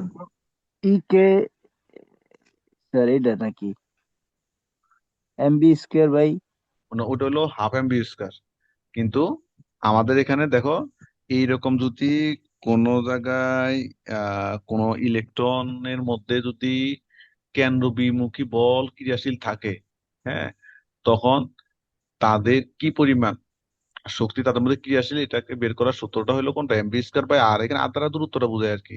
এখানে যদি আমরা ইয়ার সময় ফিজিক্স আমরা ওখানে পড়ছিলাম ডি, জি কিন্তু এখন স্যার। এখানে হলো ডি এর জায়গায় আর দিছে আর কি। হ্যাঁ, এখন দেখো, তাহলে একটু আগে আমরা বলছিলাম, তার মানে এটা হলো কেন্দ্র বিমুখী শক্তি, কেন্দ্র বিমুখী শক্তি। আর এখানে যেটা পড়ছো এটা, এটা হলো কি, শক্তি। একটা হলো ওই যে মানে কেন্দ্রমুখী, আর একটা হলো কেন্দ্র বিমুখী, মানে পরস্পর বিপরীত দিক আর কি যেটা। তাহলে এটা হলো কেন্দ্র কেন্দ্রমুখী প্রথমটা, আর এটা হলো কেন্দ্র বিমুখী মানে বিপরীত দিক। হ্যাঁ, তাহলে আমরা তো আগে বলছি যে পরমাণুতে এখানে যখন ঘূর্ণায়মান থাকে তখন দুই রকম বল ক্রিয়াশীল থাকে। এই দুই রকম বল পরস্পর বিপরীতমুখী এবং সমান। সমান বলেই তো এই যেটাকে আমরা ছবি এঁকে দেখাইছিলাম না, যে দুইটা জিনিসের যদি সমান হয়, তাহলে এই জি দিক স্যার। থেকে টানলে এই দিক থেকে টানলে তাহলে এ কোনো দিকেই সরবে না, কারণ দুটা তো সমান। দুটা কি পরস্পর বিপরীত স্থির দিকে অবস্থা থাকবো। হ্যাঁ টানতেছে, দুটা সমান। তার মানে এটাই তো যে কেন্দ্রমুখী কেন্দ্র আর কেন্দ্র বিমুখী এই এই বলের কথাই তো বলছে। তাহলে এই যে কেন্দ্রমুখী বল আর এই যে কেন্দ্র বিমুখী বল দুইটা পরস্পর কি সমান। সমান। কারণ সমান হওয়ার কারণেই তো ওই যে পরমাণুটা ধ্বংস ব্যালেন্স হয়ে করে যায় না। না। হ্যাঁ, ওটা ধ্বংস হয় না, ওটাও ওখানে স্থির থাকে আর কি। তাহলে এই যে এখানে সমান। এখন দেখো এই যে দুই সাইড থেকে আর আর কাটা যায়। দুই সাইড থেকে কি এখানে দুইটা আর না, এখানে দুইটা আর, একটা আর একটা আর কাটা যায়। একটা আর একটা আর কাটা গেলে তার তোমার এখানে শুধু একটা আর থাকে। এখানে কয়টা আর থাকে, একটা আর। তাহলে তোমার, তুমি কি বের করো, তুমি যদি এমনি বি স্কয়ার বের করতে চাও, তাহলে এখানে একটা আর একটা আর কাটা গেলে এখানে কি থাকে, এখানে থাকে ই স্কয়ার বাই, নিচে থাকে বি এ স্কয়ার বাই আর, কারণ একটা আর একটা আর কাটা গেছে। আর ওখানে থাকে কি m v v square. Square. তাহলে এখন তুমি শুধু যদি বি স্কয়ার বের করতে চাও, অতএব বি স্কয়ার মানে কি, এই যে আর আর গুণ দেখো, এরা একসাথে, এরা কি একসাথে। তাহলে শুধু বি স্কয়ার বললে তাহলে এই বি স্কয়ারের সাথে যারা আছে সবাই নিচে চলে যাবে। তাহলে এম আর হইলো কি আর, আর ই স্কয়ারটা এই সাইডে উপরে। এটা কি বুঝছো? জি এখানে স্যার। এ আর আর এখান থেকে একটা আর কাটা, তাহলে এখানে শুধু একটা আর থাকে, এই যে একটা আর থাকে। তারপরে আমি তেন বি স্কয়ারের মান বেগটা বের করতে চাইলে, তাহলে এই যে আর আর ই গুণ এরা সব একসাথে, আর এ বরাবর সব একসাথে, এ বরাবর সব একসাথে, একসাথে তো গুণ দিলাম। গুণ দিলে বি স্কয়ার এম আর, তো বি স্কয়ারটা রাখছি আর এম আর তো গুণ আকার আছে, থাকলেও যেন নিচে চলে গেছে এই আর কি। হ্যাঁ, আর তো এখানে কিছুই না, এখানে যা আছে তাই। তাহলে এখানে বলছে এখন যেহেতু ইলেকট্রনটি একটা সুনির্দিষ্ট কক্ষপথে ঘূর্ণায়মান অবস্থায় আছে, সুতরাং ভোরের তথ্য অনুসারে আমরা জানি তাদের কণিক ভরবেগ। এই যে আমরা ভোরের যে স্বীকার্য পড়ছিল সেখানে আমরা দেখছিলাম না, কণিক ভরবেগ মানে অ্যাম্পিয়ার কত, এন ইন্টু এইচ বাই এই টু পাই এর সমান হবে, এটা আমরা ওখানে ওখানে দেখছিলাম, এটা আমরা ওখানে দেখছিলাম। এন আম- 1 2 3 যে এই যে অরবিট সংখ্যা। হ্যাঁ, এখন দেখো এই যে এন বি আর, আমরা যে কণিক ভরবেগ n into h by two পাই। এখন এখন এখানে তুমি এই যে ইয়া দেখো, এই যে বি স্কয়ারের মান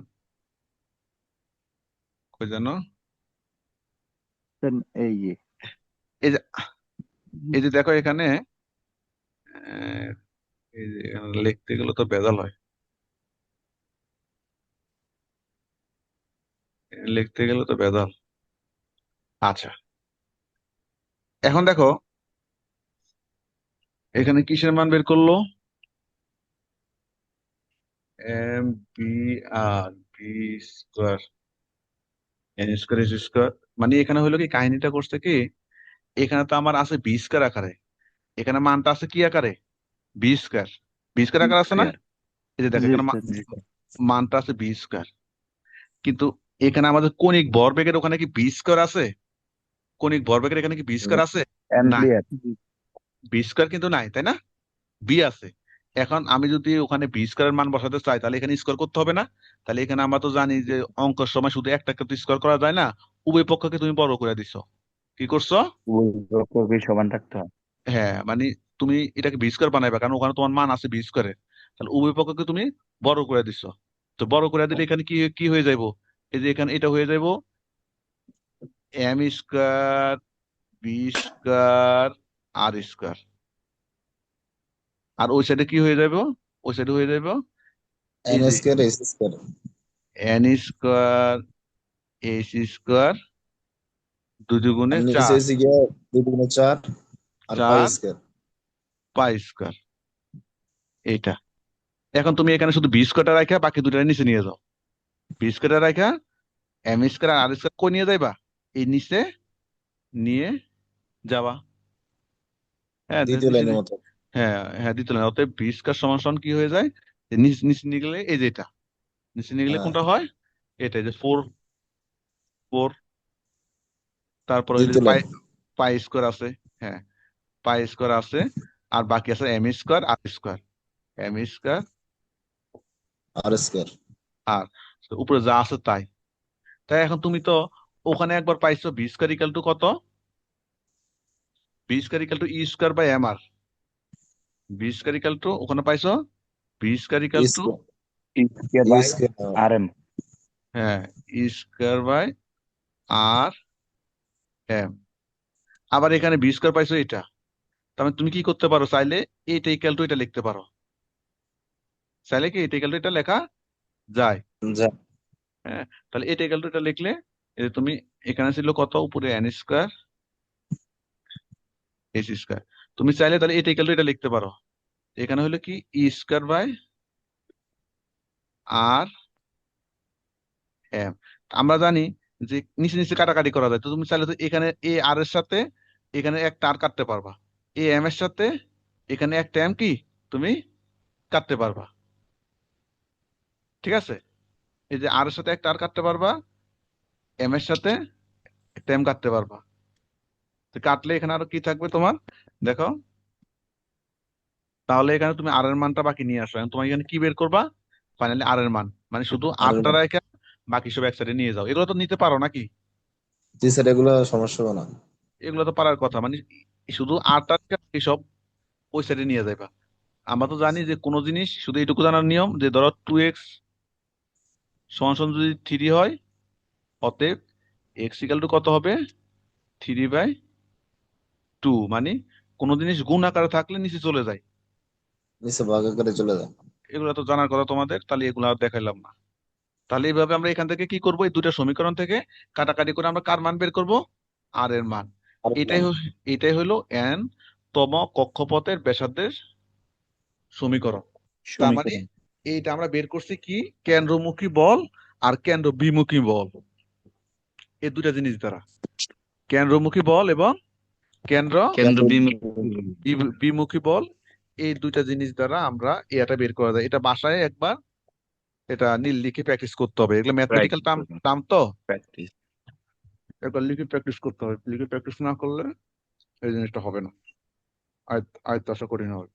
একবার না দেখে প্র্যাকটিস করবা, জাস্ট লিখবা যে কেন্দ্রমুখী বলটা কোনটা, কুলম্বের সূত্রের মাধ্যমে, আর ওটা হলো কণিক ভরবেগের মাধ্যমে। এই দুটা জিনিসের মাধ্যমে এটুকু মনে রাখলে আশা করি এই জিনিসটা পারবো। কারো কোনো প্রশ্ন থাকলে জিজ্ঞেস করো। না স্যার, পরবর্তী অধ্যায় বোধহয় স্যার এটা প্র্যাকটিসটা পারা থাকবে। যাবে স্যার, এটা 2-3 বার প্র্যাকটিস করলে আর এই যে পারা এন যাবে। এর মানটা স্যার, এই যে এন এর মানটা, এই যে 6.62, এটা আসলে কি নির্দিষ্ট মান নাকি এটা? এন এর মান না তো, এইচ এর মান, এই প্লাঙ্কের যে ধ্রুবক। মান, এই যে প্লাঙ্কের ধ্রুবক, এটা তো নির্দিষ্টই নির্দিষ্ট, ধ্রুবক। এটা তো যেটা অ্যাভোগাড্রো সেটাই বলছি আর কি। ওটা নির্দিষ্ট।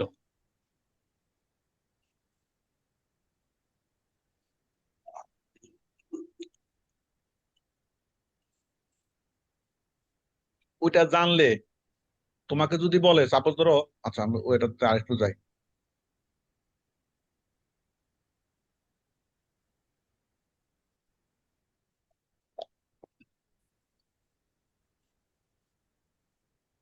ধরো এই যে এটা এটা যদি তুমি জানো, এখন সাপোজ তোমাকে যদি বলে যে 1 নাম্বার কক্ষপথের জন্য ব্যাসার্ধের সমীকরণ বের করো, 2 নাম্বার কক্ষপথের জন্য ব্যাসার্ধের সমীকরণ বের করো, বা 3 নাম্বার কক্ষপথের জন্য ব্যাসার্ধ, তোমাকে এভাবে তো ঘুরাই দিতে পারে যে 3 নাম্বার কক্ষপথের জন্য এই সমীকরণটা তোমাকে বের করতে বলে, তখন তুমি কি করবে? এই পর্যন্ত বের করার পরে শুধু এন এর জায়গায় স্যার মানগুলো বসাই দিলে হয়ে যাবে। এন এর জায়গায় যদি 1 নাম্বার কক্ষপথ হয় তাহলে এন এর জায়গায় 1 বসাইবা, যদি 2 নাম্বার কক্ষপথ হয় তাহলে এন এর জায়গায় 2 বসাইবা, 3 নাম্বার কক্ষপথ হলে এন এর জায়গায় 3 বসাইবা। এইভাবে কি জিনিসটা আর কি, তোমাকে যে কোনো কক্ষপথ বললে তুমি এখান থেকে লিখতে পারবা, এন এর জায়গায় তত বসাইবা, বসায়া মান বের করে ফেলবা, আর বাকি মানগুলা মুখস্থ মানগুলা তোমাকে জানতে হবে। এটা এন না, এটা এইচ, এটা প্রিন্টিং বইয়ের প্রিন্টিং মিস্টেক, এটা হলো এইচ। এই যে এগুলো হলো ওগুলো আর কি, এখান থেকে যে কোনো ম্যাথ দিলে ওই রকম মানগুলা মুখস্থ থাকলে তুমি করতে পারবো। স্যার, স্যার ওটা এনই হবে স্যার। এটা ওটা হচ্ছে গিয়া এই আমার নিউটনের আপনার ভর। মান বের করে, ও এন দ্বারা কি বুঝাইছে? স্যার এটা হচ্ছে নিউটনের ভর, এন এন। আর এটা হচ্ছে এম এ ইলেকট্রনের ভর।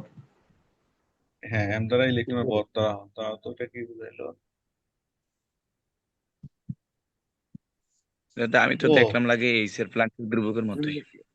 এটা তো এইচ, এন হবে না, জি ওইটা স্যার। এইচ, আমি ওইটা একটু এইচ, স্যার এইচ। এটা এইচই হবে স্যার। এটা তো প্লাঙ্কের ধ্রুবকটা দেওয়া আছে সরাসরি। এইচ এই দেখো না, এখানে এইচ এর মান দেয় নাই, এই যে এইচ এর মানে তো এটা। Six g point sir, six two into 6 to 6 into 10 হ্যাঁ, inverse 27। স্যার ওইটা প্লাঙ্কের ধ্রুবক তো স্যার হচ্ছে গিয়া 6.6 ইন্টু স্যার 34, এটা 28। ওইটা হলে যে কিসে দিচ্ছে একক। স্যার এটা হচ্ছে এন এন এন এন হচ্ছে কি নিউটনের ভর স্যার। ওই ইয়ার ভিতরে আমি তো দেখলাম। কই এই যে 6 এটা 6 to 6। 27 আর ওটা হচ্ছে 34। এন দ্বারা কি বুঝাইছে? কক্ষপথ। এন দ্বারা কি বুঝাইছে? কক্ষপথ। কক্ষপথ। এই যে এনতম কক্ষপথ, হ্যাঁ কক্ষপথের সংখ্যাটা বুঝাইছে স্যার। এন দ্বারা কক্ষপথ বুঝাইছে। আগে তো 1 2 3 4 পাইছি না, কক্ষপথ গুলা সিরিয়াল অনুযায়ী। হ্যাঁ, এন দ্বারা কক্ষপথ বুঝাইছে, ওইটা হলো একক, আর যে দিছে আর কি।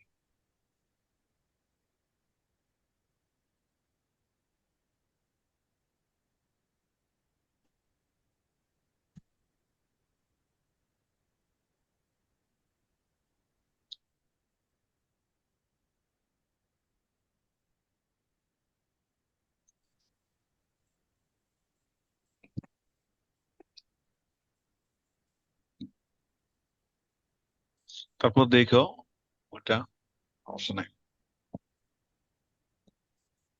এরপর দেখো আরেকটা আছে শক্তির সমীকরণ। শক্তির সমীকরণ, শক্তির গতি সমীকরণ, শক্তি আর কি, হ্যাঁ ইকে এটা সহজ আর কি। দেখো অর্থাৎ ফিজিক্সে আছে, যে কোনো 9 10 আছে। যে কোনো মুহূর্তে ঘূর্ণায়মান কোনো ইলেকট্রনের সাথে জড়িত শক্তির পরিমাণের গতি শক্তি আর স্থিতি শক্তির যোগফলের সমান।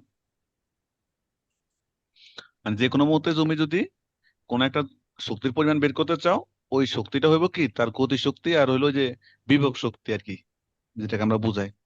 হ্যাঁ, বিভব শক্তি মানে স্থিতি শক্তি মানে বিভব শক্তি আর কি। তা মোট শক্তির পরিমাণ হইলো গতি শক্তি, এই যে গতি শক্তি আর স্থিতি শক্তি এর দুইটার যোগফল, এই দুইটার সমান হবে। হ্যাঁ, এটাই হইলো তোমার দেখো, এই যে গতি শক্তি ইকুয়াল টু আমরা জানি কি হাফ এম বি স্কয়ার, আর স্থিতি শক্তি আমরা এমনি ইয়ার থেকে আমরা বিভব শক্তি জানতাম এম এম জি এস, ওইটা হইলো ফিজিক্সে জানতাম আর কি, এম জি এস জানতাম। আর এখানে তোমার তোমার পিই দ্বারা পোটেনশিয়াল এনার্জি বুঝাইছে আর কি, স্থিতি শক্তি ইংলিশ পোটেনশিয়াল এনার্জি, এটা হলো কাইনেটিক এনার্জি। তো এটা হলো মাইনাস ই স্কয়ার বাই আর। সূত্রটা মনে রাখবা তোমার, এই যে ইলেকট্রনের ক্ষেত্রে গতিশক্তি মানে কি সমীকরণ, এবং স্থিতিশক্তির সমীকরণ, দুটা সমীকরণ তুমি মনে রাখবা। তাহলে একটাকে তুমি দেখছো যে মোট শক্তি মানে কি গতিশক্তি আর স্থিতিশক্তি দুইটা যোগফল, দুইটার যে যোগফল, যে দেখো যোগফল। তাহলে এই যে দেখো এই প্লাসে মাইনাসে কি হয়ে যাবে? মাইনাস, প্লাসে মাইনাসে মাইনাস হয়ে যাবে। মাইনাস হবে। এই যে দেখো প্লাসে মাইনাসে মাইনাস। এখন দেখো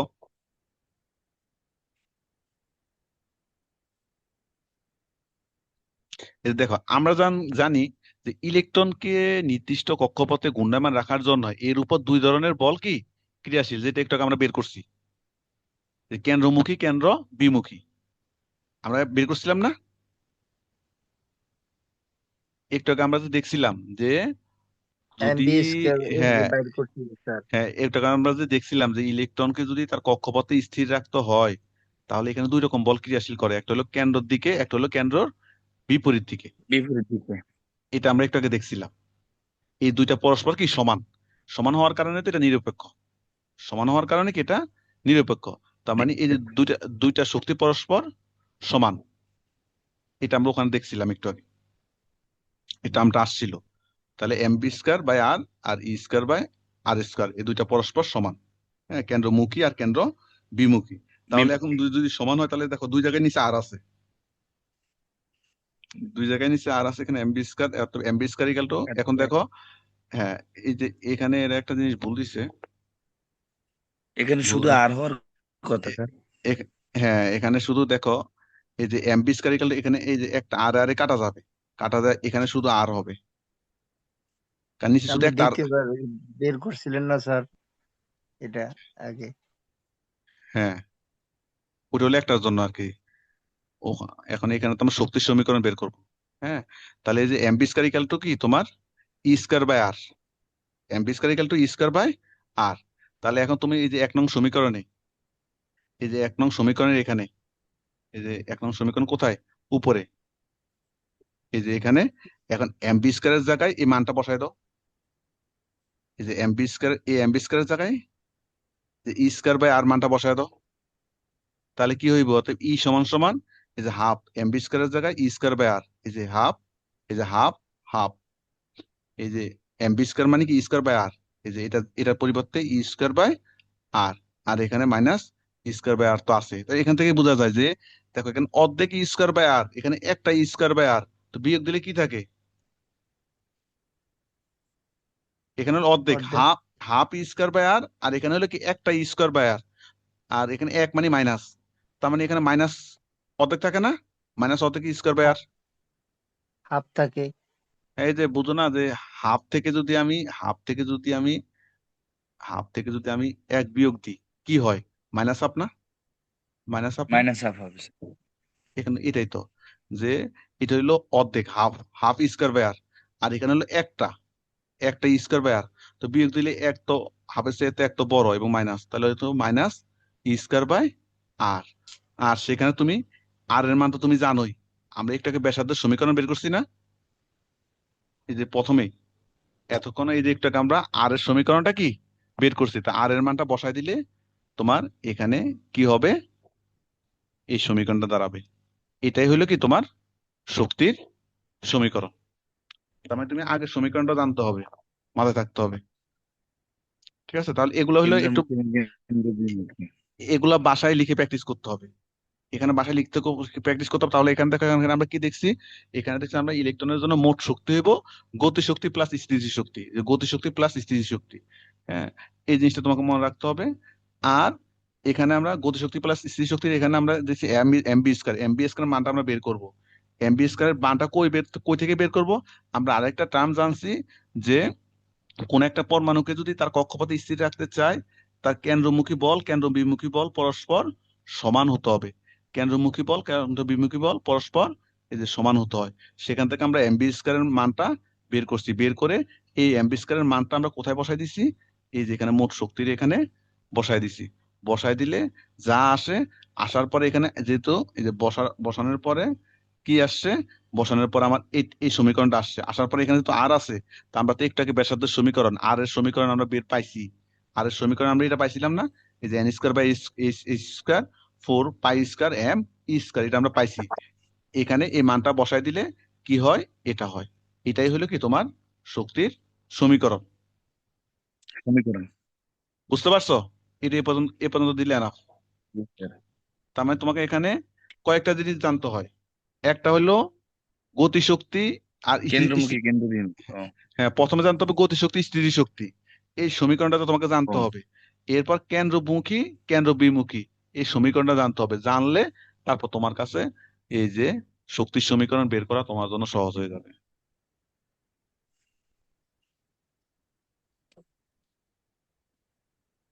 আর ওগুলা জানলে আর এগুলা কিছুই না, এগুলা জাস্ট যত নম্বর কক্ষপথ বইবো ওই অনুযায়ী মান বসাই দিলে হয়ে যায়। এরপরে কোয়ান্টাম সংখ্যা, এটা হলো একদম সহজ, ম্যাথের মতো।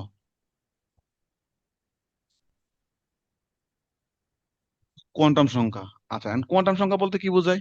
এই যে আমরা একটু আগে বলছিলাম যে পরমাণু সমূহ ইলেকট্রনকে পরমাণুতে নিউক্লিয়াসকে কেন্দ্র করে ইলেকট্রন সমূহ ঘূর্ণায়মান থাকে।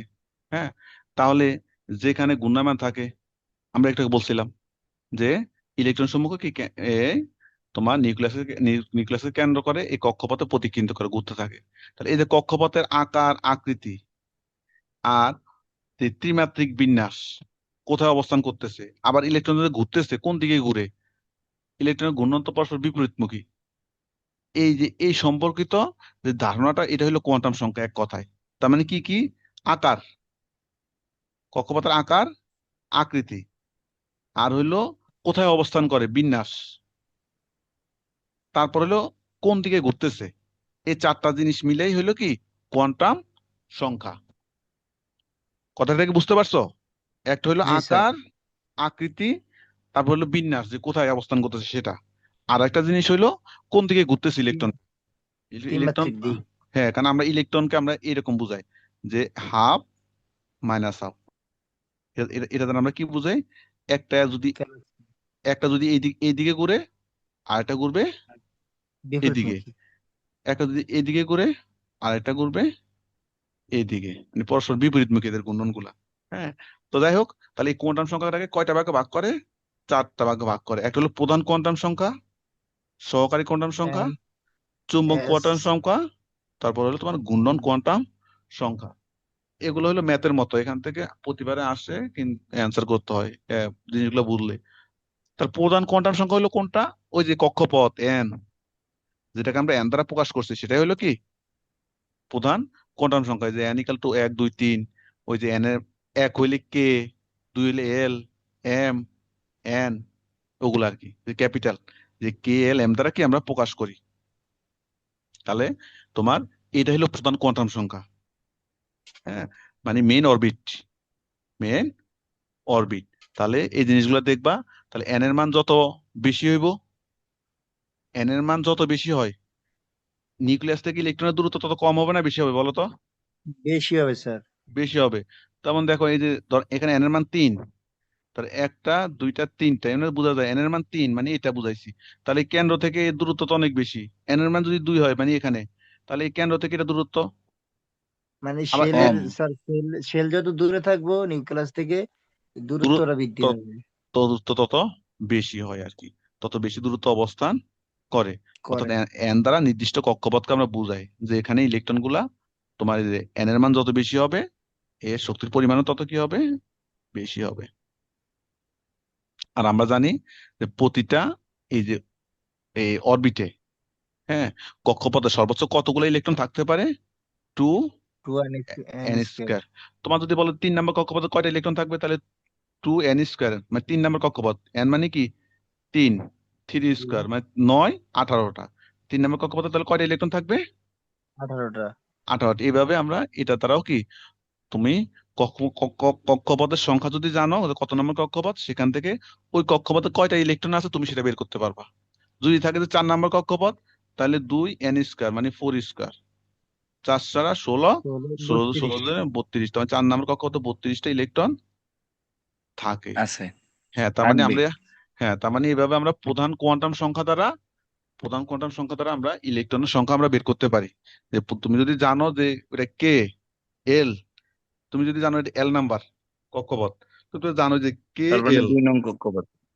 2 নম্বর কক্ষপথ, তাহলে তুমি এখানে কয়টা ইলেকট্রন আছে তুমি বের করতে পারবা 2 n স্কোয়ার দিয়ে। আচ্ছা, তাহলে এই প্রধান কোয়ান্টাম সংখ্যা কি বুঝছো? জি স্যার, জি জি স্যার। স্যার। আচ্ছা, এরপরে হলো তোমার সহকারী কোয়ান্টাম সংখ্যা। সহকারী কোয়ান্টাম সংখ্যাকে এল দ্বারা প্রকাশ করা হয়। কি দ্বারা প্রকাশ করা হয়? এল দ্বারা এল দ্বারা। প্রকাশ করা হয়। আচ্ছা, এখন দেখো সহকারী কোয়ান্টাম সংখ্যা বলতে এখানে বোঝা যায় যে যে তোমার এই যে প্রধান আমরা যে শক্তি স্তরগুলোকে ভাগ করি এখানে ঘুরতেছে, তাহলে এখানে এখানে এদেরকে আবার কতগুলো উপস্তরে ভাগ করে। হ্যাঁ, যে এর কোথায় ঘুরতেছে, এর কোথায় ঘুরতে, এটাকে আমরা তোমার উপস্তর বলি। কি বলি? উপস্তর বলি। হ্যাঁ, তার মানে এই যে উপস্তর মানে যে জায়গায় যেখানে ইলেকট্রন গুলো ঘূর্ণায়মান থাকে আর কি। তাহলে এখন দেখো এখানে কি বলছে, তাহলে ইলেকট্রন গুলা যেখানে ঘূর্ণায়মান থাকে তাহলে তোমার ওই যে, উপ কক্ষপথ গুলাকে আমরা সহকারী কোয়ান্টাম সংখ্যা বলি, এবং এটাকে এন দ্বারা প্রকাশ করা হয়। তাহলে এবং এই এল দ্বারা প্রকাশ করা হয়, এবং এল এর মানটা এন এর উপর নির্ভরশীল।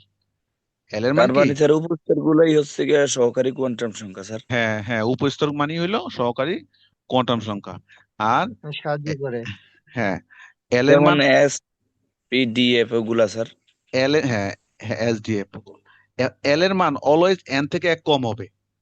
এল এর মান অলওয়েজ কি হবে? এন থেকে এক কম হবে। কম হবে। অর্থাৎ অর্থাৎ এটা আমরা দেখবো একটু পরে, আমরা একটু পরে চাপ ব্যাখ্যাগুলো। গরম নীতির মধ্যে আর কি। হ্যাঁ, আমরা একটু পরে আমরা দেখবো। তারপরে এটুকু জানা রাখো যে এল এর মান কত থেকে শুরু হয়? শূন্য থেকে। আর কিন্তু এন এর মান কিন্তু শূন্য থেকে শুরু হয় নাই, এন এর মান শুরু হয়েছে এক থেকে। কত থেকে শুরু হয়েছে? এক থেকে। আর এল এর মান শুরু হয় শূন্য থেকে। শূন্য, এক, দুই, তিন, চার। আমরা এখন হ্যাঁ। এই যে ব্যাখ্যাটা দেখলে আমরা এই জিনিসগুলো আমাদের ক্লিয়ার হয়ে যাবে। এখন দেখো তোমার এই যে উপস্তর গুলাকে আমরা কিন্তু কি দ্বারা প্রকাশ করি? S P A- D F. F, এগুলো দ্বারা আমরা প্রকাশ করি। হ্যাঁ, তাহলে এখন দেখো এই যে এল এর মান অনুসারে আমরা যে উপস্তর গুলোকে আমরা প্রকাশ করি, এগুলো এখন আমরা কিভাবে জিনিসগুলো বের করব, এই জিনিসগুলো আমরা একটু দেখি। এটা একটু মনে রাখতে পারো চাইলে, যে এল এর মান জিরো হইলে এটা হলো গোলাকার এস। এই যে এখানে দেখো এই যে এটা হইলে গোলাকার মানে এস। এটা চাইলে মনে রাখতে পারো, না হলে সমস্যা নাই। টু হইলে কি হয়? ডাম্বাল আকৃতি। এই ওয়ান হইলে, টু হইলে একটু কি জটিল আকৃতি। মনে রাখতে পারো, না রাখতে পারো, সমস্যা নাই, ওইটাতে সমস্যা নাই। এখন আমরা আমাদের মেন হইলো এটা, মেন হইলো এটা আমরা দেখবো। আগেরটা তুমি দেখতেও পারো, নাও দেখতে পারো, সমস্যা নেই, কিন্তু এটা তোমাকে জানতে হবে। দেখো এন এর মান যদি ওয়ান হয়, আমি একটু আগে আমরা বলছি এল এর মান হইলো এন এর মান আছে এক কম। তাহলে এন যদি ওয়ান হয় তাহলে ওয়ান আছে এক কম মানে কত বলো তো? শূন্য। জিরো। শূন্য। তার মানে এল এর মান হইবে অবশ্যই শূন্য। কারণ আমরা বলছি এন এর মান যত, এল এর মান হলো এন এর চেয়ে এক কম। তাহলে এক কম মানে কি? এন যদি ওয়ান হয় এটা হবে শূন্য। তো এন যদি ওয়ান হয় তাহলে এল এর মান হবে শূন্য। অর্থাৎ এখানে সাবসেল কয়টা, মানে উপস্তর কয়টা? শূন্যটা। শূন্য। একটা নাকি? শূন্য মানে শূন্য। শূন্য। মানে ওই ওই সংখ্যা হিসাব করলে একটি, সংখ্যা হিসাব করলে কয়টি? একটি। একটি, আর এমনি হিসাব করলে হয় শূন্য। হ্যাঁ, কারণ আচ্ছা। এন এর এখন দেখো অর্ধেক। তাহলে এন এর মান যদি টু হয় তাহলে হইবে কত? শূন্য আর হইলো কত? এক। শূন্য আর কত? এক। এক। এন এর মান যদি থ্রি হয়, শূন্য, এক, দুই, মানে এক ওইটার চেয়ে দুই। এক কম। মানে এন এর চেয়ে এক কম। তো এন এর চেয়ে এক কম মানে দুই পর্যন্ত। এই এন এর চেয়ে এক কম মানে কি? এক পর্যন্ত। এন এন সমান সমান যখন থ্রি হয়, এক কম মানে কি? তিন পর্যন্ত। তা আমরা তো জানি এল, একটু আগে তো আমরা দেখছি এল শুরু হয়েছে শূন্য থেকে। কোন জায়গা থেকে শুরু হয়েছে? শূন্য থেকে। আর শূন্য থেকে। শূন্য আর এন শূন্য শুরু হয়েছে ওয়ান থেকে। ওয়ান থেকে। এবং এন এল এর মান শূন্য থেকে কত পর্যন্ত? এন এর চেয়ে এক কম। এন এর চেয়ে কত? এক কম। এক কম। তাহলে এন এর মান যখন যদি ফোর হয় তাহলে ফোর এর চেয়ে এক কম কত? তিন। তাহলে শূন্য থেকে তিন পর্যন্ত। তো শূন্য, এক, দুই, তিন, এইভাবে জিনিসগুলো হিসাব করতে হয়। আচ্ছা, এখন দেখো এই যে আরেকটা জিনিস, এখানে এল এর মান যখন এই যে এখানে যখন ছিল এল এর মান শূন্য, এক, দুই, তিন, চার আর কি, সাধারণত আমরা তাহলে এই শূন্য হইলে এটাকে আমরা কি দ্বারা প্রকাশ করি? S P D F. এগুলো জানো নাকি জানো না? জানি স্যার। ঠিক আছে তো। হ্যাঁ, শূন্য হইলে এস, এক হইলে পি, দুই হইলে ডি, তিন হইলে কি? এফ। এরপর আর লাগে না। তাহলে এখন দেখো এই যে চার। এখন দেখো এই যে এখানে এটার মানে হলো শূন্য এবং এক। শূন্য এবং এক। তাহলে শূন্য একের জন্য, শূন্যের জন্য এস, একের জন্য হলো কি পি, আর কয় নাম্বার কক্ষপথ 2, ওই জন্য 2s 2p। আবার দেখো এন এর মান যখন 3, তাহলে এল এর মানে 0 1 2, তা শূন্য, শূন্যের জন্য হলো এস, এই যে এস, একের জন্য হলো কি পি, 1 2 3 পি, 2 এর জন্য হলো ডি, ডি। ডি। আর এগুলোর সামনে আমরা কক্ষপথ লিখি যে কত নম্বর কক্ষপথ। তো তুমি তো দেখছো এটা কত নম্বর কক্ষপথ, 3 নাম্বার। বা এর সংখ্যা কোনগুলো হয় 1 2 3, মানে আর এটাকে আমরা আরেকভাবেও বলতে পারি যে এন এর মান যত, এল এর মান ততটা বা তত টি। দেখো এন এর মান যত 1, এল এর মান তত টি, এন এর মান 2, এল এর মান 2টি, এন এর মান 3, এল এর মান 3টি, এন এর মান 4, এল এর মান 4টি। মানে এন এর মান যত, এল এর মান তত, কত? তত টি, তত না তত টি বা ততটি। ততটা। হ্যাঁ, তাহলে এখন দেখো এই স্টাইলে আর কি আমরা ব্যাখ্যাগুলা দিব যে এন এর সাপেক্ষে এল এর মান, এন এর মান কত হলে এল এর মান কত হইব, এই জিনিসগুলো তুমি দিতে পারবা। এখানে আরেকটা জিনিস মনে রাখবা, এই যে এল এর মান জানলে তুমি ইলেকট্রন সংখ্যাও কি তুমি বের করতে পারবা। যদিও আমরা ভিন্নভাবে বের করতে পারি, তারপরও এটাকে তোমাকে মনে রাখতে হবে 2 × 12 + 1। তুমি যদি এল এর মান জানো তাহলে তুমি ইলেকট্রন সংখ্যা বের করতে পারবা। তাহলে তুমি এখানে দেখো তো, এল এর মান যদি 0 হয় তাহলে কয়টা ইলেকট্রন, এখানে এল এর মান 0, তাহলে 0, এই যে দেখো 0 গুণন, এই যে 2 গুণন এল এর মান 0, 2 গুণন 0 মানে 0 হয়ে যায়, এখানে আর কিছু থাকে না। তো 2 দিয়ে 1 এর গুণ দিলে কত হয় 2। আবার দেখো এল এর মান যদি 1 হয়, এখানে এল এর জায়গায় 1 দেখো, তা 2 একে 2, 2 এর একে কত 3, আর এই 3 এর 2 দিয়ে গুণ দিলে 3 দিয়ে গুণে 6। আবার এল এর মান 2, এই যে এখানে এল এর মান 2 দাও, 2 দুগুণে 4, 4 আর একে কত 5, আর এই 5 দুগুণে কত 10, এই যে 10। 10। তার মানে তুমি চাইলে এখান থেকে তুমি যদি এল এর মান জানো তাহলে কয়টা ইলেকট্রন থাকে ওই, ইলেকট্রন সংখ্যা বের করে হ্যাঁ, দাও। ওই উপশক্তি স্তরে কয়টা ইলেকট্রন থাকে তুমি এগুলো কি বের করতে পারবা। তাহলে এটাই হলো আমার সহকারী কোয়ান্টাম সংখ্যার বর্ণনা, মানে ব্যাখ্যা আর কি, যদি কখনো ওইভাবে আসে আর কি।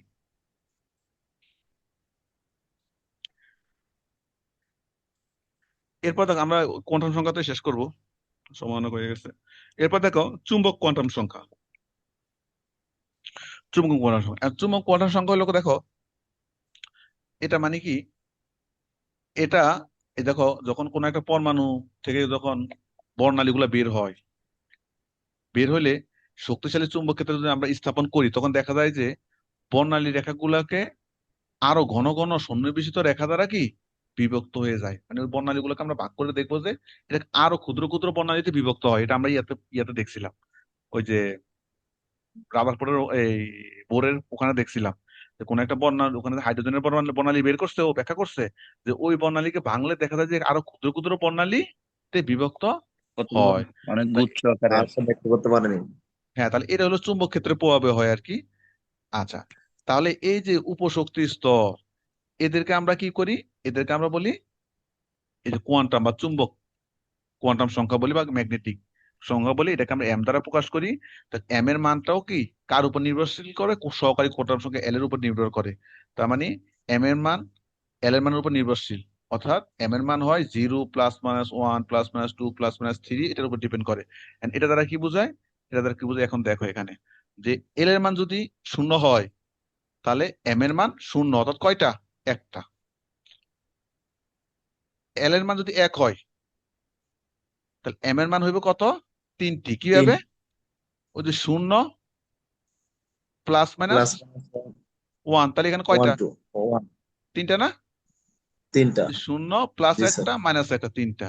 এল এর মান যদি 2 হয় তাহলে 0 +-1 +-2, 5টা।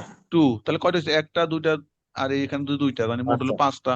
পাঁচটা এইভাবে, এইভাবে আমরা তোমার এই যে এল এর মান জানলে এম এর মান বের করতে পারবো। তোমাকে যদি কোনো এল এর মান দেয় তাহলে তুমি এল এর মান থেকে তুমি এম এর মানও কি তুমি চাইলে বের করতে পারো। আচ্ছা, এরপর লাস্ট আরেকটা হলো কি স্পিন বা ঘূর্ণন কোয়ান্টাম সংখ্যা। নিউক্লিয়াসের চারদিকে যে ইলেকট্রন সমূহ যখন নিষ্কক্ষ বরাবরও কি মানে ইলেকট্রন, আমরা তো জানি যে ইলেক এই যে নিউক্লিয়াসের চারদিকে যখন ঘুরে, ইলেকট্রন সমূহ যখন নিউক্লিয়াস চারদিকে ঘুরে তখন একই সময় ইলেকট্রন নিজের কক্ষপথের চারদিকেও কি ঘুরতে থাকে। হ্যাঁ, এই যে এটাকে আমরা বলি কি স্পিন কোয়ান্টাম সংখ্যা, কি বলি স্পিন কোয়ান্টাম সংখ্যা। এটাকে আমরা কি দ্বারা প্রকাশ করি, এস দ্বারা। এটাও থিওরির জন্য। এবং এই ঘূর্ণনের দিক অলওয়েজ পরস্পর বিপরীত দিক। এই জন্য এটাকে আমরা একটাকে প্লাস হাফ দিয়ে বোঝাই, একটাকে কি কি দিয়ে বোঝায়, মাইনাস হাফ। Minus subject. এই জন্য এদেরকে আমরা ইয়ে করি। এখন এই যে আপাতত তোমরা এটা হলো আজকে যে পড়াটা গেছে এটা হলো থিওরিটিক্যাল পড়া। এই পড়াটুকু ভালোভাবে পড়ো, দুটা সমীকরণ ভালোভাবে মুখস্থ করো, মানে দুইবার করে লেখো, তাহলে দেখবা সমীকরণ দুইটা আয়ত্তে চলে আসবে। এরপর কোয়ান্টাম সংখ্যা যেটা পড়াইলাম আমরা, কোয়ান্টাম সংখ্যা যে চারটা কোয়ান্টাম সংখ্যা টাইপস, এগুলো আয়ত্তে আনো। এগুলো আয়ত্তে আনলে যে পরের ক্লাসগুলো যেটা আছে এগুলোর উপর ম্যাথ আছে। হ্যাঁ, তাহলে তোমাকে এখানে বুঝতে হবে যে এন এর সাথে তোমার এল এর সম্পর্ক আছে, এল এর সাথে এম এর সম্পর্ক আছে, এম এর সাথে এস এর সম্পর্ক আছে। তুমি তাহলে এই জিনিসগুলো ক্লিয়ার ভাবে বুঝতে হবে। না বুঝলে তুমি বের করতে পারবা না। তোমাকে যদি বলে যে এই যে এই এন এর মান যদি 2 হয়, তাহলে সহকারী কোয়ান্টাম সংখ্যা, চুম্বক কোয়ান্টাম সংখ্যা, ঘূর্ণন কোয়ান্টাম সংখ্যা এগুলা হিসাব করে ইলেকট্রন সংখ্যা বের করো। তখন তো তুমি এক কথা বের করলে হবে না। তখন তুমি এল এর জন্য এন এর মান এই এন এর জন্য এল এর মান কত হয় তোমাকে সেটা জানতে হবে। তারপরে হলো তোমার এল এর জন্য এম এর মান কত হয় সেটা তুমি জানতে হবে। আবার এম এর জন্য এস এর মান কত হয় তুমি সেটা জানতে হবে। কারণ এইসব জিনিসগুলা তখন আমরা বের করতে পারবো। কারণ এটা না জানলে ওই জিনিসগুলো বের করা টাফ। কারণ তুমি তো এমনি বুঝো যে এন ইকাল টু যদি 2 হয়, হ্যাঁ, তাহলে তুমি এমনি বুঝো যে সহজে তুমি জানো যে এন স্কোয়ার মানে 2 স্কোয়ার মানে 4, 4 দুগুণে কয়টা, 8টা। কয়টা ইলেকট্রন থাকে, 8টা। এখন তোমাকে যদি বলে এল এর মান, এম এর মান, এস এর মান হিসাব করে বের করতে, তখন তুমি তো জানোই যে এই এন ইকাল টু যদি 2 হয়, l equal to n equal to 2 হলে এল এর মান হইবে কত বলো তো? L equal to l zero equal one. Two হলে 0 আবার কি 0 1। 0 1, তুমি এটা জানো। তো আবার এল ইকাল টু যদি এই যে শূন্য, শূন্য হইলে এম ইকাল টু কত হইব? Sir m zero equal to হবে হচ্ছে প্লাস স্যার মাইনাস ওয়ান। 0 শূন্য, হলে 0 হইতে পারে। শূন্য হইব মানে একটি সমান কয়টি? একটি। স্যার এখানে একটা কমন কোশ্চেন আছে স্যার। আসে যে কি কোনো মৌলের হ্যাঁ 4টি কোয়ান্টাম হ্যাঁ সংখ্যা কখনো সমান হয় না। হ্যাঁ, প্রমাণ কখনো করে, সমান, হ্যাঁ এটা তো সমান হয় না। প্রমাণ আচ্ছা, করে এটা আছে। হ্যাঁ, অনেক তাহলে অনেক আচ্ছা এখন হ্যাঁ ওইটা দেখা ইয়ে করে দিব, সমস্যা নাই। কারণ এল এর মান 1 এর জন্য 0 এর জন্য বললাম, এল এর মান যদি 1 হয় তাহলে এম এর মান কত? জিরো ওয়ান স্যার 0 প্লাস তিনটা মাইনাস 1, প্লাস মাইনাস ওয়ান। তিনটা 0 plus one plus minus minus one. 1 মানে তিনটা কয়টি? তিনটি। তিনটি তিনটি।